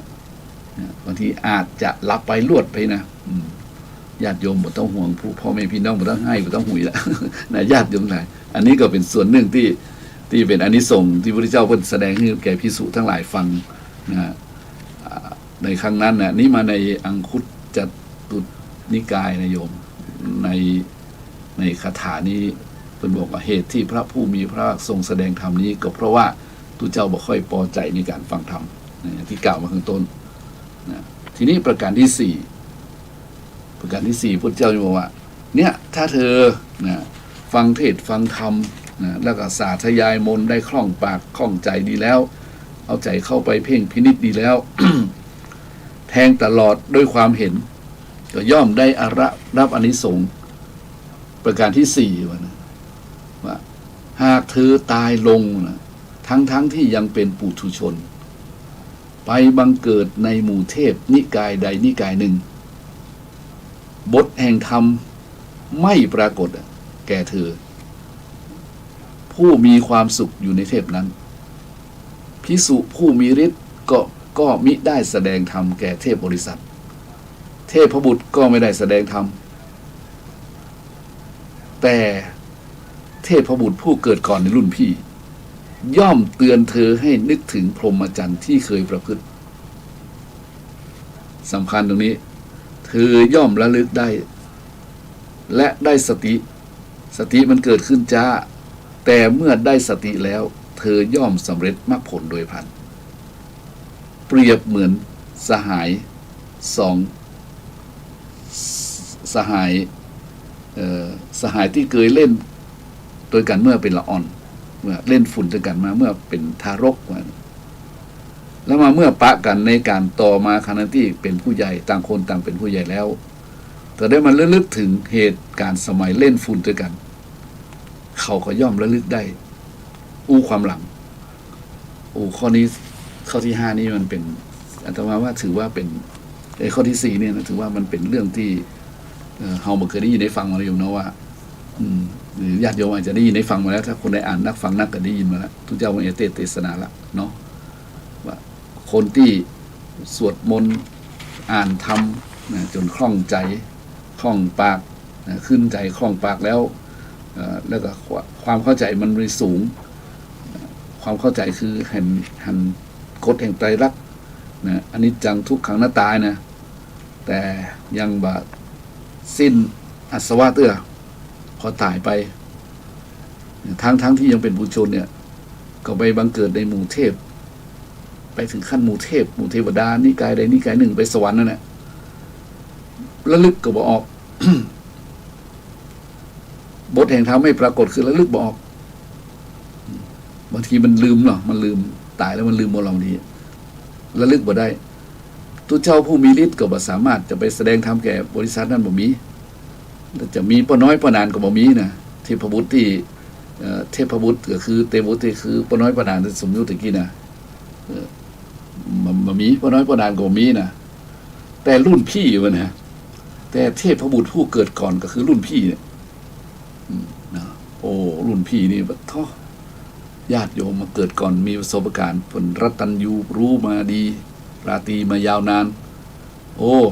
มาปะใส่กันไอ้น้องนี่นะไอ้น้องเจริญพุทธานุสติอ่ะอันยังเป็นพุทธานุสตินะแล้วลึกถึงพระพุทธเจ้าอ่ะสติมันเกิดขึ้นเลยธรรมานุสติสังขานุสติอานาปานสติมรณสตินะญาติโยมเพิ่นบอกว่าเรื่องนี้รุ่นพี่จะเตือนรุ่นน้องเพิ่นอุปมาพระเจ้าเพิ่นอุปมาเหมือนกับว่าเป็นเพื่อนกันเมื่อเคยเป็นทารกเล่นฝุ่นด้วยกันคือเป็นละอ่อนคลุกดินคลุกฝุ่นกินแอลด้วยกันนี่นะเรียนหนังสือด้วยกันไว้น้อยๆแล้วก็จากกันไปเมื่อผลที่สุดมาเป็นเวลาผ่านไปต่างคนกันเป็นผู้ใหญ่แล้วมาเจอทำคำนึกได้นึกได้ก็เล่าความหลังนะ เล่าความหลังเหตุการณ์สมัยเมื่อเล่นเป็นละออนด้วยกันก็นึกได้ต่างๆนะก็มีความสุขญาติโยมได้ฟังอีแล้วเป็นจะไรแต่มาว่าบัดเสียหลายที่หมู่เฮาทั้งหลายได้อุตสาหะฟังธรรมนะตุเจ้าเปิ้นเตศตุเจ้าเปิ้นสวดนะป้อน้อยป้อนานเปิ้นนำไหว้พระหับศีลนำกินน้ำตาลฟังธรรมเมืองเตวตูดตังห้านะเทวทูตตังห้านี่ทำเป็นเล่นมาในญาติโยมนะ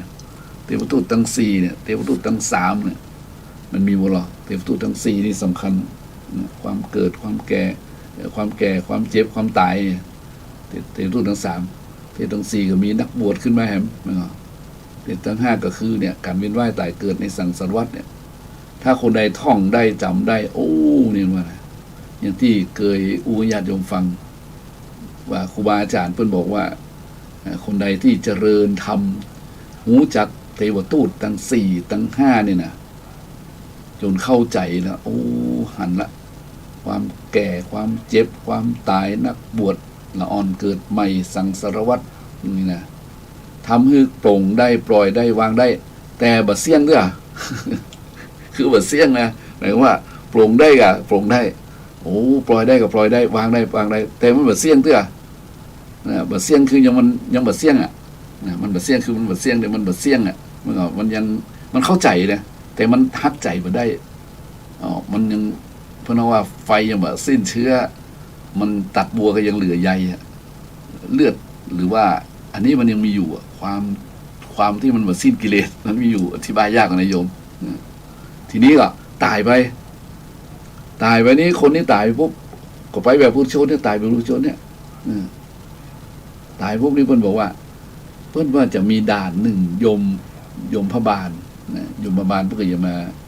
จ่ายมพบาลเพื่อจะมาถามถามว่าโอ้นี่อยู่ไหนอยู่เมืองมนุษย์มาสู่หูจักอันเทวทูตก่อนเนี่ยสู่หูจักเทวทูตทั้งสี่ก่อนนะโอ้เทวทูตทั้งสี่กับท่านโอ้โทษพิจารณาบ่อยๆตุลุงมาเทศให้ฟังบ่อยๆตุลุงกับเทศให้ฟังบ่อยๆนะแล้วก็ข้าเจ้าก็หู้นะ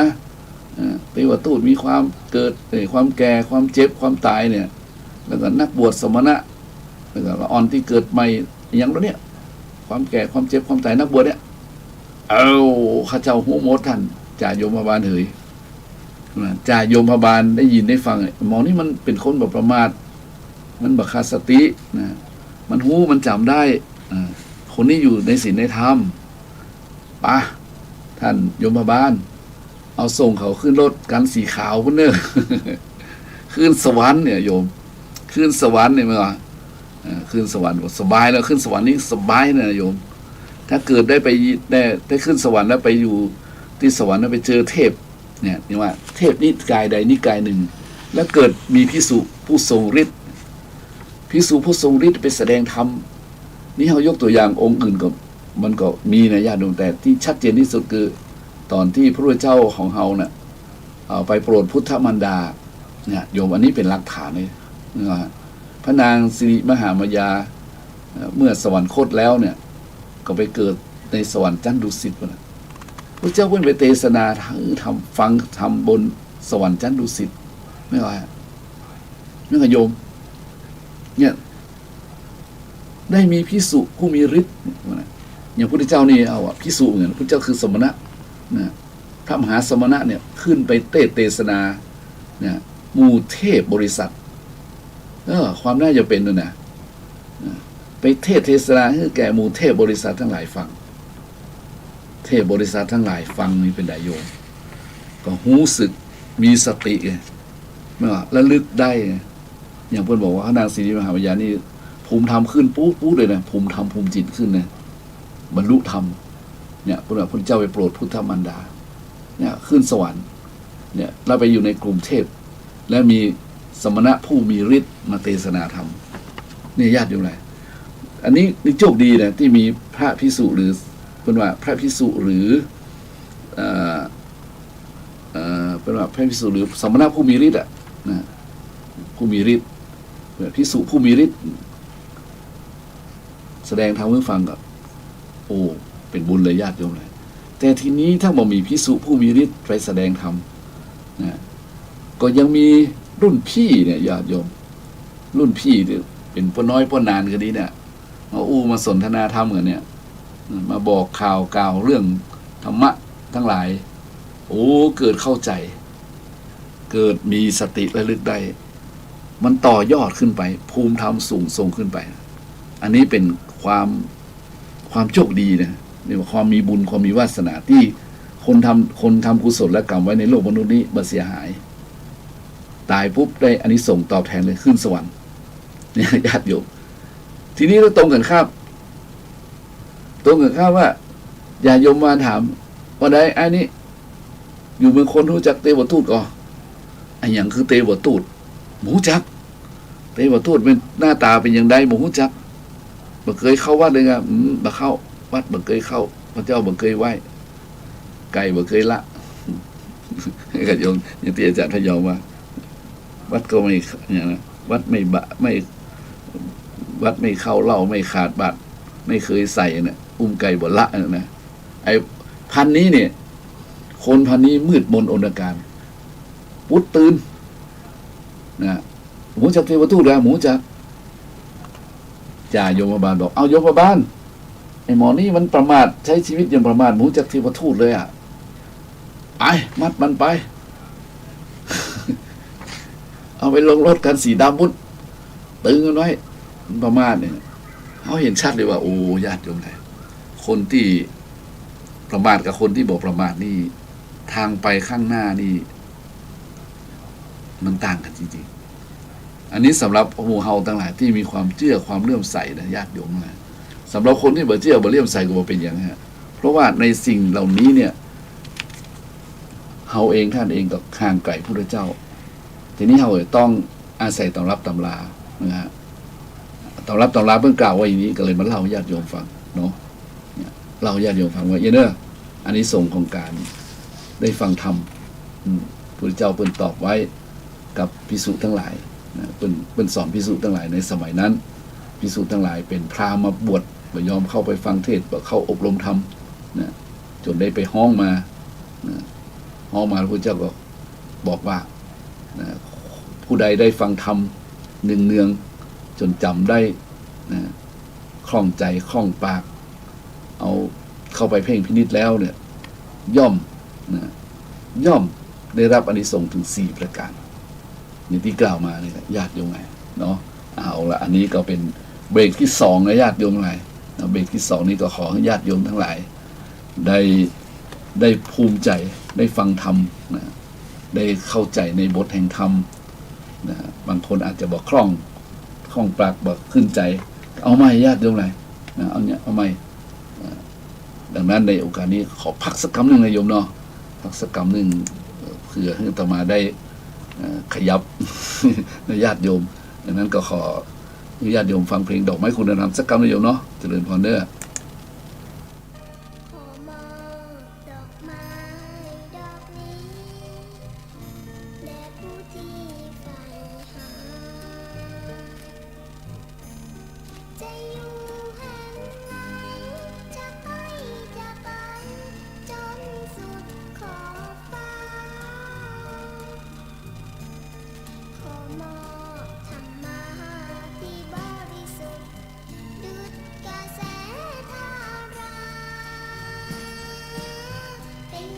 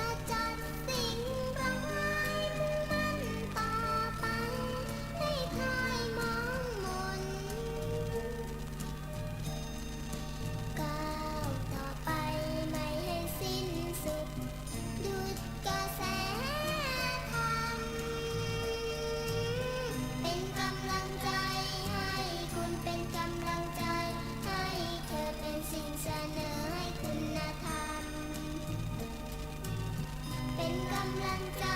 ให้คุณเป็นกำลังใจ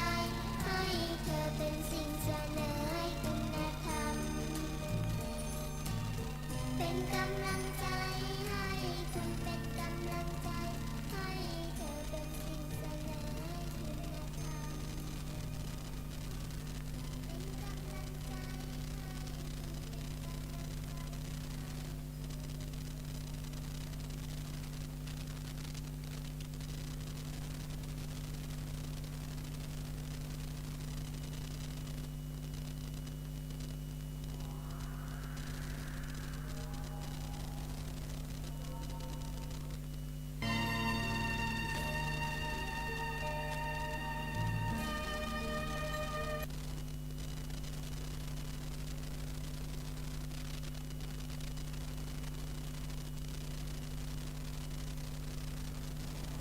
เอาละญาติโยมทั้งหลาย ทีนี้เราก็ได้รู้แล้วว่าการฟังเทศน์ฟังธรรมมีประโยชน์มากมายมหาศาล นอกจากเราจะได้ยินได้ฟังในสิ่งที่บ่เคยได้ยินได้ฟังนะเรา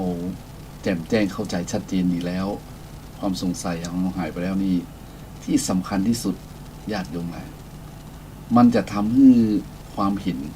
ความคิดความอ่านของเราถูกต้องตามทำนองครองธรรมขึ้น การได้เห็นญาติโยมหลายได้ยินได้เข้าใจธรรมนะด้วยตา ได้หันด้วยตา แล้วก็ได้ยินด้วยหูเนี่ยมันสู่ใจเพราะใจมันเห็นนี่ญาติโยมแหละใจมันเกิดสัมมาทิฏฐิขึ้นมาเนี่ยใจมันเข้าใจอะเข้าใจในเรียกว่าเอาง่ายๆที่มันที่เราสัมผัสบ่อยๆอย่างเช่นความทุกข์ในอริยสัจธรรมทั้งสี่ทุกข์สมุทัยนิโรธมรรคเลยนะจะมาว่าถ้าไผ่มีความเห็นตรงความเห็นชอบคนเหล่านั้นก็จะคิดชอบมันต่อเนื่องนะคิดชอบแล้วมันก็จะพูดจาชอบแล้วก็ทำชอบไปมันเป็นกระบวนการเรียกว่ากระดุมเม็ดแรกเกิดขึ้นที่สมาธิฐิเพราะฉะนั้นถ้าเกิดความเข้าใจเห็นทุกข์เห็นทุกข์ในการเกิดมันก็โยมเห็นทุกข์ว่าเกิดมาแล้วเนี่ยมันแหมเกิดมาแล้วมันต้องแก่ไงโยม คือความจริงมันแบบแก่กับประเทศการมันกับประเทศผิดแปลกตรงไหนเนาะมันก็โยมแต่การแก่นี่เป็นธรรมดาบางคนแต่ทีนี้เราต้องมองว่าความแก่ทำไมเป็นทุกข์ไม่ญาติโยมทำไมเราจะบอกว่าเป็นอย่างไรความแก่นี่เป็นทุกข์ที่ว่าความแก่มันเป็นทุกข์เพราะมันมีแรงไงชรานี่มันบ่มีแรงชราบ่มีแรงอย่างลุกก็โอ้ยนั่งก็โอ้ยมันก็โยมลุกก็โอ้ยนั่งก็โอ้ยจะกินก็ลำบากยิ่ง80 90ขึ้นมาเนี่ยยากโยมเลยนะชรานี่นะถึงชราเนี่ยมันเห็นชอบแล้วชรานี่เป็นทุกข์ชรานี่ก็เป็นเทวทูตตัวหนึ่งเนาะชรานี่มันมาปรากฏแก่เรามันอย่างที่พุทธเจ้าว่าอย่างพระเจ้าพระสงฆ์ว่าลูกมันเป็นทุกข์แต่ลูกเนี่ยทุกข์เพราะบ่มีแห้งทุกข์เพราะตาหูมันเสื่อมสภาพมันเสื่อมสภาพผมขนเล็บฟันหนังที่มันเคยเปล่งปลั่งเต่งตึงพอแก่มามันก็เหี่ยวแห้งห้อยต้องแต่งยานตรงเตงมันดูแบบงดงามดูแบบสดใสดูแล้วมันมันโซมโยมก็เลยมาปลงได้อันนี้จังน้อยนะโยมถ้าไผ่เข้าใจหรือว่าความที่ตีบทเพ่งพินิจได้เรื่องความแก่อย่างเดียวนี้คนนั้นก็จะเบื่อในการเกิดนะเบื่อแล้วเป็นนิพพิทาเลยว่านิพพิทาหันความแก่ปรากฏอยู่ข้างหน้าเนี่ยหันความเจ็บหันความตายมันเป็นความทุกข์เนี่ยปรากฏอยู่ข้างหน้าแล้วคนนั้นจะบ่ประมาท ยังเหมือนประวัติของครูบาอาจารย์ครูบาอาจารย์ทั้งหลายที่เพิ่นออกบวชออกบวชจนเสี่ยงกิเลสทั้งอดีตทั้งปัจจุบันที่ผ่านมาเนี่ยนะถ้ามาลองไปอ่านประวัติของครูบาอาจารย์เพราะว่าเพิ่นเบื่อนะเพิ่นเบื่อนี่เพิ่นเห็นอย่างเนี่ย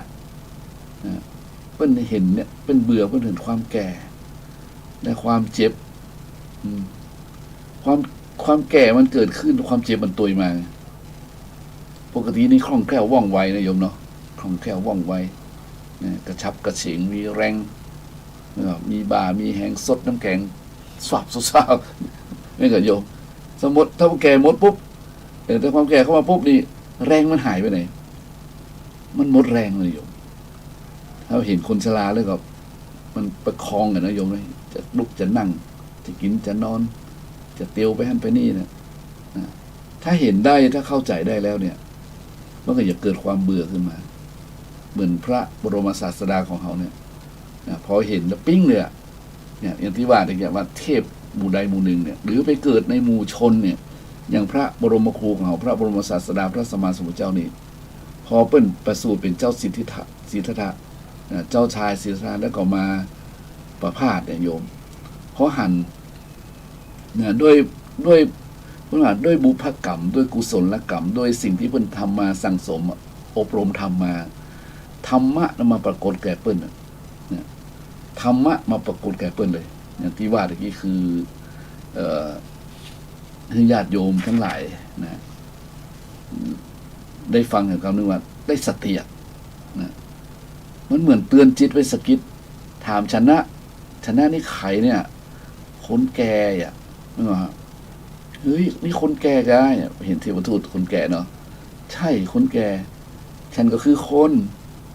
ใช่พระองค์อีกต้องแก่นะฮะฉันจะต้องแก่อีกอะแก่สิพระองค์เนี่ยและพิมพาหรอพิมพาก็อย่าแก่พระนางพิมพาแก่หรอทุกคนต้องแก่อีกเพิ่นบอกว่าพระองค์สลดพระทัยเนี่ยเกิดสลดพระทัยนี่พิธาอยู่ว่ะโอ้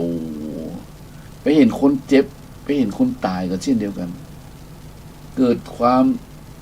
เบื่อโอ้โหเกิดไหมต้องแก่ต้องเจ็บต้องตายแล้วต้องร้องห่มร้องไห้ร่ำไรรำพันญาติโยมนี่คือเรียกว่าเป็นบุญเป็นวาสนาบารมีที่พระองค์ได้ทรงบำเพ็ญไว้อย่าว่าแต่พระองค์เลยมีเรื่องเล่าไว้ในครั้งหนึ่งเนี่ยมีภิกษุกลุ่มหนึ่งเนี่ยภิกษุกลุ่มหนึ่งนี้ไปเจริญธรรมในป่าไปเจริญธรรมในป่าคือหลังจากที่บวชแล้วก็รับกรรมฐานเมื่อรับกรรมฐานจากพระพุทธองค์แล้วเนี่ยก็ปลีกวิเวกไปอยู่ตามป่าปฏิบัติธรรมกันเป็นกลุ่มไปเลยก็ไปหันเป็นว่านะไปหันศพหรือไปหันซากศพสัตว์อย่างสักอย่างเนี่ยเกิดบรรลุธรรมขึ้นมาเพียงแค่ไปเห็นเห็นเปิ้นเผาศพเห็นเปิ้นไปเห็นซากสัตว์เนี่ยที่นอนตายเนี่ยพิจารณาเกิดธรรมะขึ้นมาสลดใจสังเวชขึ้นมาคิดธรรมะขึ้นมาทะลุปลุกโปร่งธรรมะขึ้นมาปิ้งเป็นพระอรหันต์เลยโยมพอออกจากป่ามาความที่เคยคึกขนองก็ดีเคยสนุกสนานก็ดีก็หายไปก่อนนี้ไปบอกว่าเสี่ยงอาสวะแล้วพุทธเจ้าเพิ่งก็รับรองแล้วเพิ่งเลยอู้ถึงเรื่องบุพกรรมของภิกษุกลุ่มเนี่ยว่าสมัยตะก่อนได้ชาปนกิจศพนะคนยากจนได้เอาซากศพซากงูซากนกซากไว้เผาเกิดเห็นเป็นอนิจจังนะเกิดเห็นเป็นอนิจจังโดยวาสนาบารมีที่อบรมในครั้งนั้นที่เข้าใจแทงตลอดมาพอมาเห็นกรรมเนี่ยสัญญาณมันเตือนขึ้นนึกได้บรรลุธรรมเลยโยมอันนี้คือ คือให้ได้เห็นถึงความที่มันต่อเนื่องนะสัญญาณว่าสัญญาณกรรมนะสัญญาณอันเก่านะเพราะฉะนั้นเฮาท่านทั้งหลาย ถ้าได้เข้าใจเรื่องนี้แล้วเนี่ยเฮาเห็นโอ้ความแก่นี่นะมันเป็นทุกข์นะนี่แหละนะเป็นเทวทูตตัวที่หนึ่งเลย คนแก่หันคนเจ็บแถมยันคนตายแถมหันคนร้องโหมร้องไห้แถมนี้อย่าได้ประมาทนะอย่าได้ประมาทเพราะเฮาท่านทั้งหลายอยู่ในสังสารวัฏนะในสังสารวัฏนี้บ่ควรจะประมาทบ่ประมาทนี้นะญาติโยมหลายทำที่สุดแห่งทุกข์บ่ได้ก็ตั้งอยู่ในพรหมวิหารทั้งสี่นะถ้าทำที่สุดแห่งทุกข์บ่ได้นะก็คือตั้งมั่นอยู่ในพรหมวิหารและธรรมทั้งสี่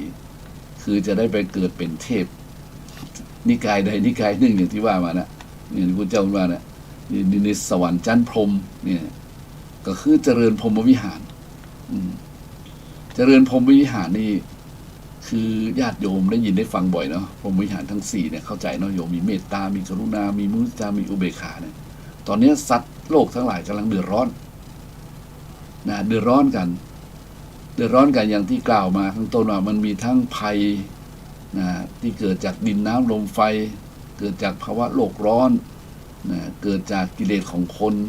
นะเกิดจากกิเลสของคนมันจะทำสงครามกันเนี่ยมันแย่งชิงประหารกันฆ่ากันเนี่ยเรื่องกับญาติโยมอะไรแย่งที่ทำกินแย่งถิ่นกันอยู่เนี่ยแย่งคู่พิศวาสแย่งอำนาจความเป็นใหญ่กันมากมายนะเขาท่านทั้งหลายนะเขาเห็นแล้วว่าโอ้เนาะมันเป็นอย่างนี้ความปัจจุบันนี่เป็นนี้คือท่านทั้งหลายตั้งจิตนะทรงไว้ซึ่งพรหมวิหารอันนี้หมายถึงว่าถ้าเข้าใจดีแล้วนะเฮายังเป็นปุถุชนอยู่เนาะเฮายังเป็นกัลยาณชนอยู่มีศีล5ศีล8ศีล10ก็ว่ากันไปเนี่ยนะแต่เฮายังเป็นปุถุชนอยู่เขาให้เจริญนะเจริญพรหมวิหารมีเมตตานะเมตตาตั้งใจมั่นโดยเฉพาะเมตตาทางกายกรรมเมตตาวจีกรรมเมตตามโนกรรมนี่นะ3อย่างนะเมตตากายกรรมนี่หมายความว่าตั้งจิตไว้นะตั้งจิตไว้มีเมตตาในการกระทำในการกระทำอย่างก็ทำลงไปด้วยเมตตาเมตตากายกรรมคือทางกายจะทำอะไรด้วยกายก็ตั้งใจให้มั่นด้วยเมตตาเวลาจะอู้วจีกรรมเมตตาวจีกรรมก็เวลาจะอู้ก็อู้ด้วยเมตตาแม้กระทั่งเวลาจะคิดก็คิดด้วยเมตตาถ้าเป็นภิกษุสงฆ์สามเณรเช่นเดียวกันก็คือมีเมตตากายกรรมเมตตาวจีกรรมเมตตามโนกรรมในเพื่อนพรหมจรรย์คุณว่าทั้งต่อหน้าและรับหลังทั้งต่อหน้าและรับหลังแสดงกิริยาการสุภาพเคารพนับถือด้วยความเต็มใจมันจะอู้จาก็แนะนำด้วยความหวังดีกล่าววาจาสุภาพความเคารพนับถือต่อหน้าและรับหลังตั้งจิตปรารถนาคิดแต่สิ่งที่ดีๆสิ่งที่ดีทำเป็นประโยชน์นะต่อหน้าและรับหลังอันนี้ถ้าอู้ถึงภิกษุทั้งหลายคนว่าทีนี้มาถึงญาติโยมก็เช่นเดียวกันนั่งเจริญเมตตาคือญาติโยมเป็นสุขเถิดเมตตาภาวนาเป็นสุขเถิดสัตว์โลกทั้งหลายนะญาติโยมโอ้ทั้งหลายมันนักเนาะคนที่ตายไปมั่วปู่ย่าตายายเจ็ดเจียนขากูลเป็นเก้าเจียนขากูลเป็นแดนแสนเจียนขากูลเป็นขนาดญาติปีล่วงลับดับขันวันนู้จักโกจักเฮาเนอเป็นสุขเถิดแผ่ไปให้ไพศาลเป็นสุขเถิดอย่ามีเวรมีกรรมซึ่งกันและกันเลยมีทุกข์ให้พ้นจากทุกข์เนอมีสุขเป็นสุขยิ่งไปเนอเป็นสุขเถิดนี่แผ่เมตตาใจเฮาที่รุ่มร้อนวุ่นวายกระวนกระวายนิยมถ้าเจอคนที่มีเมตตาจิตแผ่เมตตามันเย็นช่ำนะทำนองเดียวกันนะเฮาแผ่เมตตาเปิ้นก็เย็นช่ำแต่ไม่ใช่แต่และตัวเฮานี่นะและตัวเฮานี่ก็จะมีความเย็นช่ำเพราะคนที่มีเมตตาคิดด้วยเมตตาอู้ด้วยเมตตาทำด้วยเมตตานี่ ใจมันเย็นนะโยมใจมันใจมันเย็นนะใจมันเย็นนะเพราะกระแสจิตที่มีเมตตามันกระแสเย็นถ้าคนตั้งหลายหมายความว่าคนตั้งหลายนะคนตั้งหลายในโลกนี้ก็ดีคนตั้งหลายที่อยู่ปัจจุบันนี้เนี่ยยังมีชีวิตอยู่เนี่ยมีเมตตาซึ่งกันและกันมีเมตตาต่อกันต่อหน้าและรับหลังบ่เลือกที่รักบ่มักที่ชังนี่นะบ่เลือกที่รักบ่มักที่ชังบ่อคตินะมองเห็นคุณค่าความเป็นคนเหมือนกันนะมองเห็นคุณค่าความเป็นคนเหมือนกันนะญาติโยมหลายว่าเราจะต้องมีเมตตาซึ่งกันและกันนอมีความหวังดีต่อกันนอบ่อิจฉาริษยาต่อกันนอบ่อิจฉาริษยาใครนอบ่ชิงดีบ่ชิงเด่นกับไผนอญาติโยมทั้งหลายอาตมาว่าโลกนี้เย็นทันทีเลยนะตรงนี้เพิ่นบอกว่าธรรมะกลับมาโลการ่มเย็นเนี่ยธรรมะกลับมาโลการ่มเย็นเนี่ยเพราะฉะนั้นเราจะต้องคิดจิตที่ดีที่มั่นคงที่มีประกอบด้วยเมตตาก่อนพระเจ้าเพิ่นเน้นนะเพิ่นเน้นเลยว่าคือผู้ที่อยู่รวมกันเป็นหมู่คณะหรือทำงานร่วมกันเนี่ยจะต้องมีเมตตาซึ่งกันและกันคือมีความหวังดีต่อกันอะหวังดีไม่ใช่หวังร้าย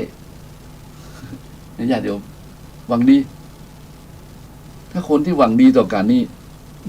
มันมีแต่หน้ารอยยิ้มนะโยมหวังดีต่อกันนี่มันมียิ้มแย้มแจ่มใสกันหรอมันวางใจได้อะถ้าคนในโลกนี้มันวางใจกันได้นี่มันเป็นเพื่อนกันหมดอะโยมเป็นเพื่อนอย่างบางคนละชาติคนละภาษาคนละศาสนาคนละนี่นะเป็นเพื่อนอย่างบางคนถามก็เป็นเพื่อนร่วมแก่ร่วมเจ็บร่วมตายไม่เหรอโยมด้วยกันทั้งหมดทั้งสิ้นนี่แหละคนเราถ้าเป็นเพื่อนร่วมแก่ร่วมเกิดถ้าคิดนะคนเราถ้าคิดว่าทุกคนเป็นเพื่อนร่วมแก่ร่วมเจ็บร่วมเจ็บร่วมตายร่วมชะตาชีวิตเดียวกันอย่างนี้นะมีความทุกข์นะเศรษฐกิจบดีนะข้าวของมันแพงเนาะญาติโยมไหนเขาก็มีความคิดเขาก็มีความสงสารซึ่งกันและกันเอื้อเฟื้อเกื้อกูลธรรมะว่ามันเป็นส่วนที่เรียกว่าทำให้เฮานั้นอยู่เย็นเป็นสุขแทนที่จะเดือดร้อนวุ่นวายกับโลกทั้งหลายเนี่ยโลกมันเดือดร้อนวุ่นวายเลยตอนนี้นะ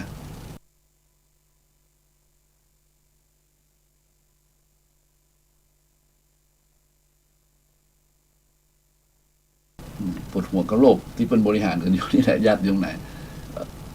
โรคภัยไข้เจ็บกับส่วนหนึ่งโรคที่เป็นอยู่ก็เป็นส่วนหนึ่งเนี่ยโรคภัยไข้เจ็บญาติ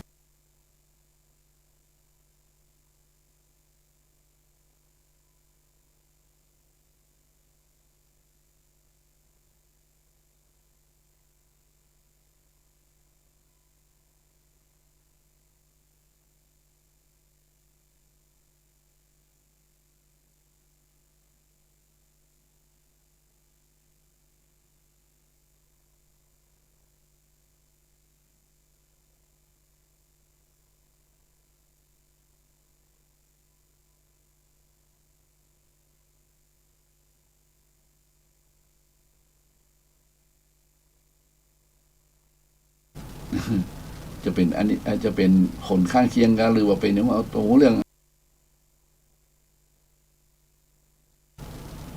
พ่อแม่นี่เศร้าโศกเสียใจมีลูกคนเดียวเนี่ยโหอยู่กับลูกแล้วก็ตายไปอาตมามาคิดอาตมาคิดดูโอ้โหนี่เป็นคนแบบนี้เพราะว่าหมดอายุไขหมดกรรมหมดบุญอายุไขยะมรณะกรรมขยะมรณะนะแล้วมาโดนนี้ครับเหมือนกับมาตัดร้อนเนี่ยโอ้ถ้าคิดมาได้นี่ใจมันแตกสลายนะโยมคนที่อยู่ข้างหลังนี่นะคนที่อยู่ข้างหลังนี่มีความเรียกว่านักหนาสาหัสเรื่องจิตใจอย่างสมัยพุทธกาลนี่มี ครั้งหนึ่งพระพุทธเจ้าเปิ้นเสด็จไปแสดงธรรมแล้วเปิ้นไปแสดงธรรมให้คนทั้งหลายฟังวันนั้นพระองค์ทรงแสดงธรรมเรื่องมรณสตินะคือคนเจริญสติเกี่ยวกับมรณะภัยคือคิดว่าเรามีความตายเป็นเบื้องหน้า เราไม่สามารถจะพ้นความตายไปได้นะคือคิดเรื่องความตายเจริญมรณสติวันคืนผ่านไปลมหายใจเราก็เหลือน้อยลงไปอย่างประมาณนี้เจริญมรณสติ คนอื่นก็ฟังแล้วก็เฉยๆมีลูกสาวของช่างทอหูสมัยก่อนเป็นทอผ้าเนาะช่างทอหูพอได้ยินเขาว่ามรณสตินี่น้องเนี่ยเอาไปเจริญต่อยอดตลอดเวลาเลยญาติโยมมาเป็นเวลา3-4 ปีที่พระพุทธองค์ได้ทรงเสด็จไปเมืองนี้ครั้งหนึ่งโอ้ยน้องคนนี้ก็ดีใจอะโยมว่าแต่ก่อนได้ฟังทำเรื่องมรณสตินึกถึงพระเจ้านึกถึงคุณของพระเจ้าพอได้ทราบข่าวว่าพระพุทธองค์มาที่วัดบอกให้ป้อน้องอย่าไปเฝ้าพระเจ้าเนอะพ่อบอกโอ้น้องเอ๋ยป้อรับงานไว้เนี่ยนะมันเร่งเพื่อจะเอาเนี่ยป้อคืนนี้ทั้งคืนนะป้ออย่าไปได้รับได้นอนแล้วป้อรับออเดอร์มาประมาณนี้มีออเดอร์มานะน้องโอ้ยน้องใครเฝ้าพระเจ้านะทำงานให้ป้อก่อนลูกสาวคัดป้อได้ไงจำเป็นต้องช่วยไปปั่นไฟไปกอผ้ามาสำเร็จเสร็จสิ้นมาประดื้อกันอยู่มาทีนี้ก็โดยใจที่ผูกพันกับพระเจ้าดอกทอผ้าในไปปั่นไฟมาแล้วอยู่ที่ป้อบอกไปเด้อนะบอกไปเด้อไปเฝ้าพระเจ้าก่อนอยู่ว่าไปเฝ้าพระเจ้าไปฟังธรรมเสร็จเรียบร้อยปิกมาบ้านป้อนั่งรับคาหูลงมานั่งก็เอาผ้าเอาฝ้ายที่กรอเสร็จเนี่ยไปยื่นนิ้วป้อไปข้างหลังป้อตกใจนะตกใจเพราะรับสนิทคนเอาไปท้องหลับในเนาะหลับในวูบไปหลับในไปพอมืออวัยวะส่วนใดส่วนหนึ่งไปถูกกันหูกระแทกเอาลูกสาวอยู่มาลูกสาวไปฟังธรรมมาลูกสาวไปฟังธรรมมาช่างหูสะดุ้งตื่นขึ้นมาคันของหูมันไปกระทบอีท่าไหนบุเปิ้นเล่าไว้นะกระแทกเอานางตายคาที่เลยยงมาตายคาที่เลยความเศร้าโศกบังเกิดขึ้นจากขนาดหนักเลยความเศร้าโศกบ่มีภัยแล้วที่จะทำความเศร้าความโศกครั้งนี้หายไปได้เพราะลูกสาวกับลูกคนเดียวลูกคนดีตัวเนี้ยก็เลยไปเฝ้าพระเจ้าไงโยมจัดการชาปนกิจดุเรียบร้อยแล้วก็ไปเฝ้าพระเจ้าวันที่สุดได้ฟังธรรมขอบวชนะไม่ใช่ก่อนจะก่อนที่ฟังธรรมมีความเศร้ามีความโศกนะคร่ำคนพระเจ้าฟังว่าลูกสาวตายไปแล้วเนี่ยลูกสาวตายไปเศร้าโศกเสียใจขนาดนั้นก็เป็นลูกคนเดียวลูกคนดีอุ้ยพระเจ้าคนบอกว่าอะไรดูก่อนโยมเนาะดูก่อนอุบาสกลูกสาวของท่านเนี่ยไปเกิดที่สวรรค์อยู่ในเทพหมู่ใดหมู่หนึ่งนี่แหละที่ว่าเนี่ยไปสู่สุคติแล้วเพราะเจริญมรณสติเนี่ยเป็นชีวิตของนางที่บ่ประมาทแต่อายุไขเพิ่นเสี่ยงเนี่ยถึงคราวที่อายุไขเสี่ยงแล้วที่พระองค์เดินทางมาไก่100 โยชน์นี่ก็เพราะมาโปรดไม่ยิงคนเนี้ยนะโปรดลูกสาวช่างทอหูคนเนี้ยที่ถึงอายุไขถ้าประมาณนี้นางตกที่ต่ำนะว่าถ้าพระองค์มานี่นางขึ้นสูงอะประมาณนี้นะประมาณนี้โอ้พ่อนี่ดีใจเลยลูกสาวขึ้นสวรรค์ไม่ใช่ลงมรณะ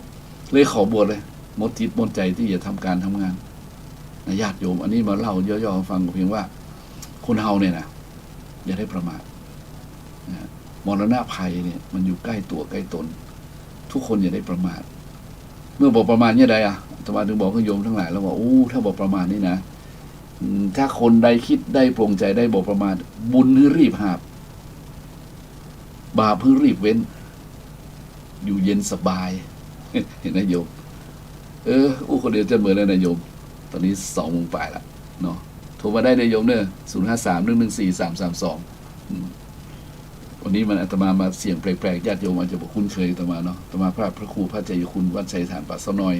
ตำบลสันเปลือยพิริกิจจังหวัดเชียงใหม่โยม ที่บรรจารายการนี้แทนอมราพิรัตน์ญาติโยมฟังเราหมดละเนาะรับกับปัญญาทำไมตามที่มีเวลาอยู่นี้บุญให้รีบหักบาปเพิ่งรีบเว้นอยู่เย็นสบายโยมบุญรีบหักบาปรีบเว้นอยู่เย็นสบายตายก็เป็นสุขความจริงเรื่องบุญเนี่ยเอาท่านทั้งหลายก็ทำนึกถึงทานก็ทำบุญวันศีลก็ไปรักษาศีลไปสวดมนต์ไหว้พระ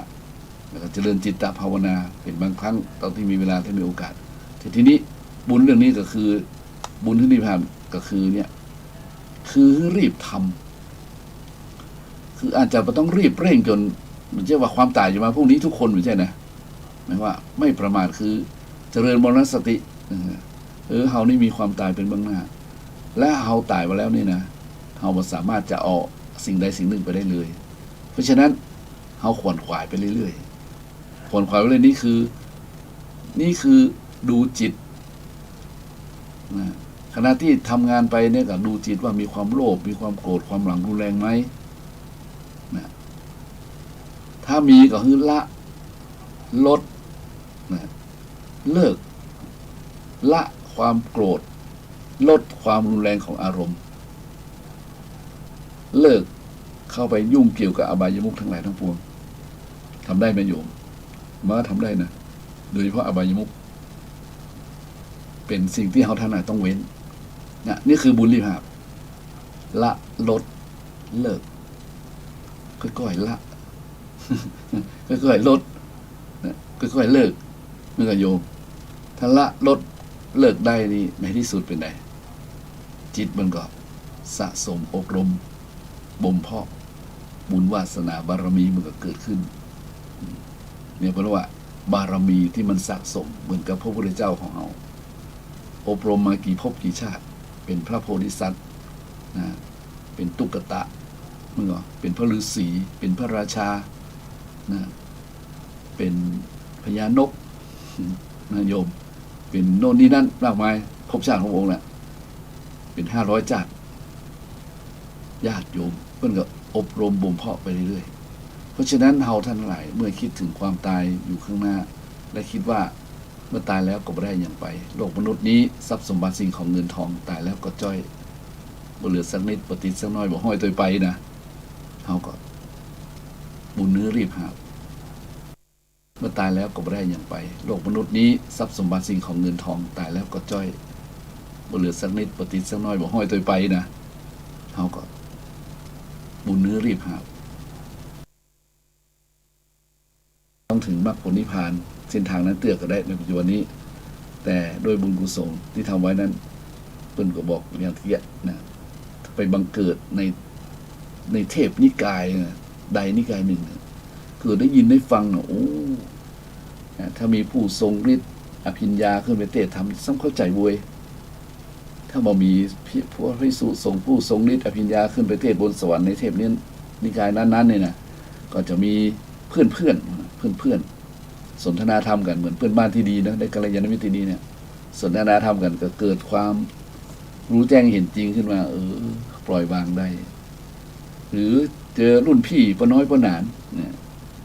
นี่ยเพื่อนสมบูรณ์แล้วเพื่อนเกิดก่อนเพื่อนตายก่อนเนี่ยอาจจะมาเตือนเขาด้วยอานิสงส์เนี่ยด้วยอานิสงส์เนี่ยจะทำให้เขาได้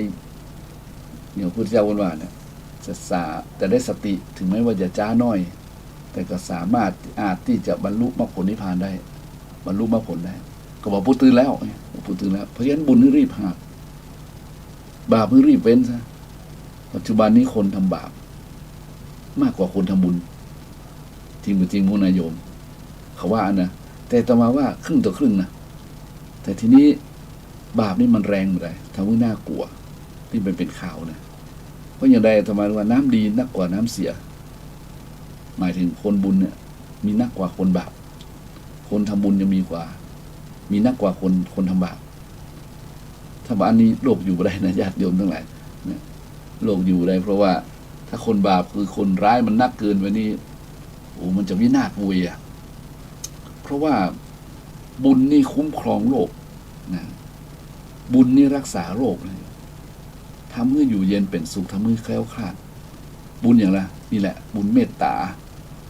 เมตตากายกรรม เมตตาวจีกรรม เมตตามโนกรรมนี่แหละเนี่ยถ้าเรามีเมตตาซึ่งกันและกันนี่โลกจะพลอยเย็นลงเลยแต่ทีนี้เรามาดูแล้วมันความเย็นเนี่ยของคนที่มีเมตตาถึงแม้ว่าจะมีครึ่งต่อครึ่งนะมองอย่างนี้ดีนะ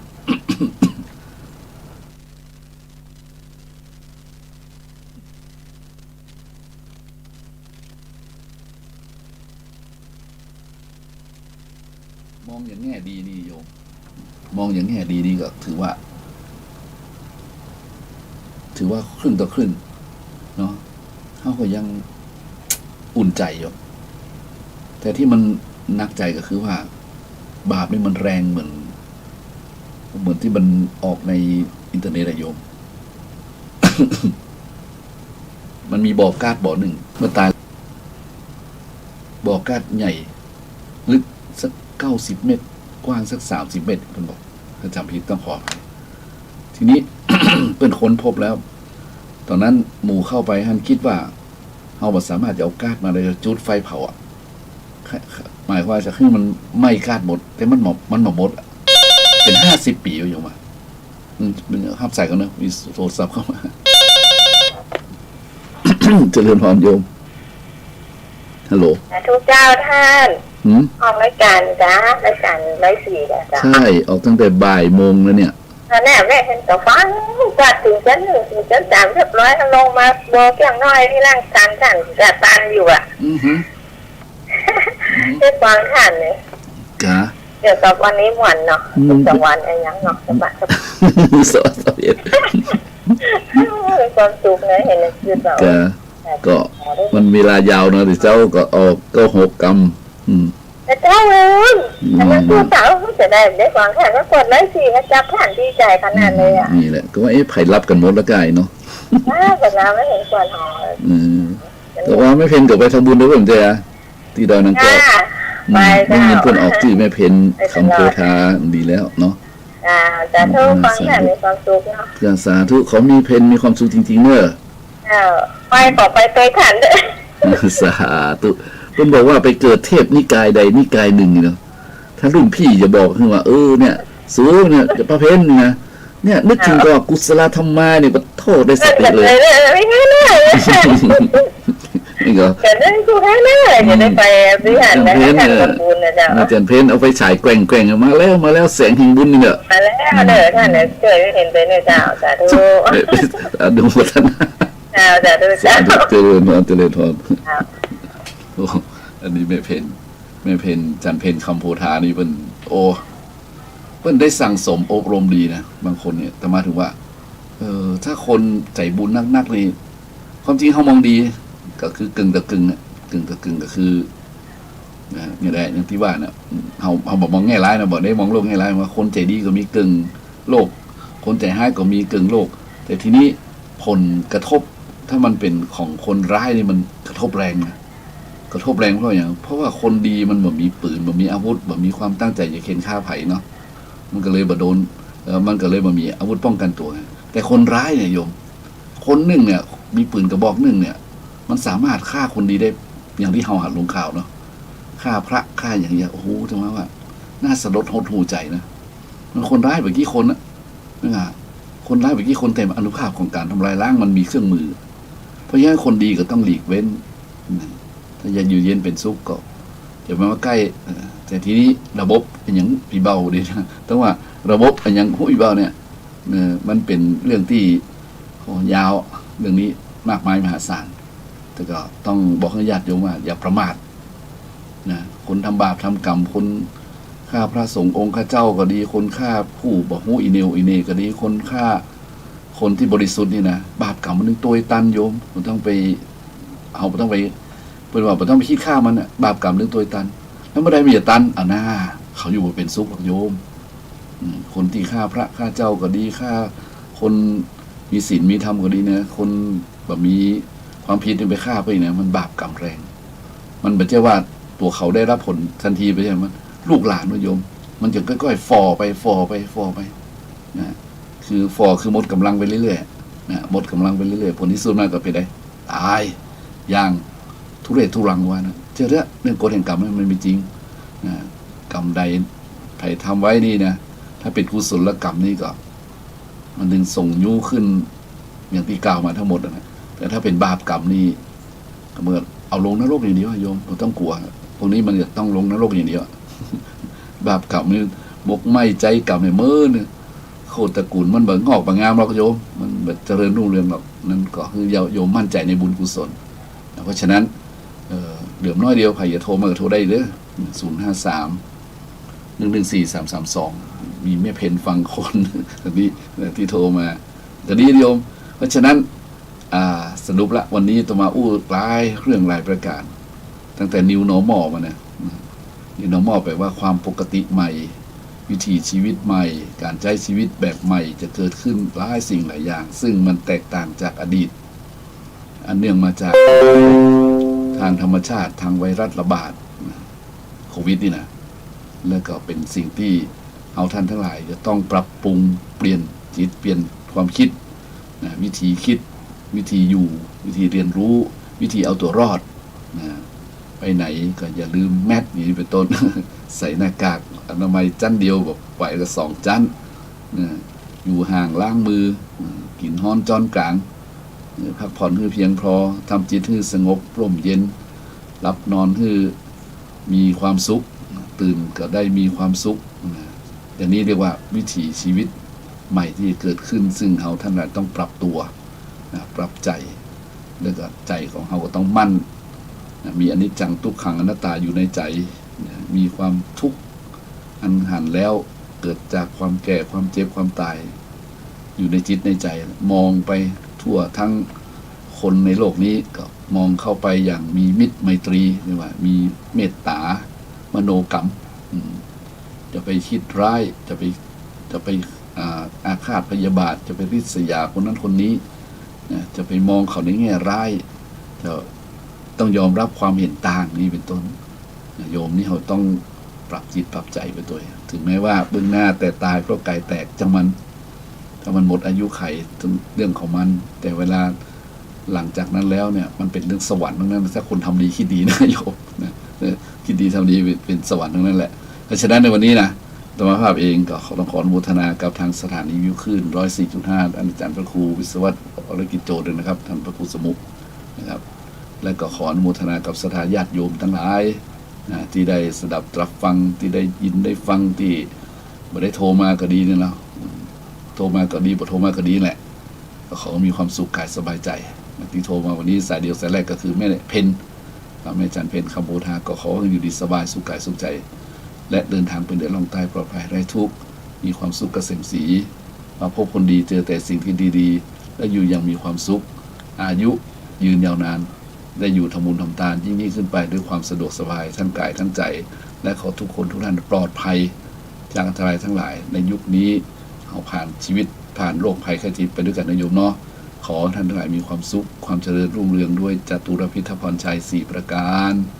อายุยืนยาวนาน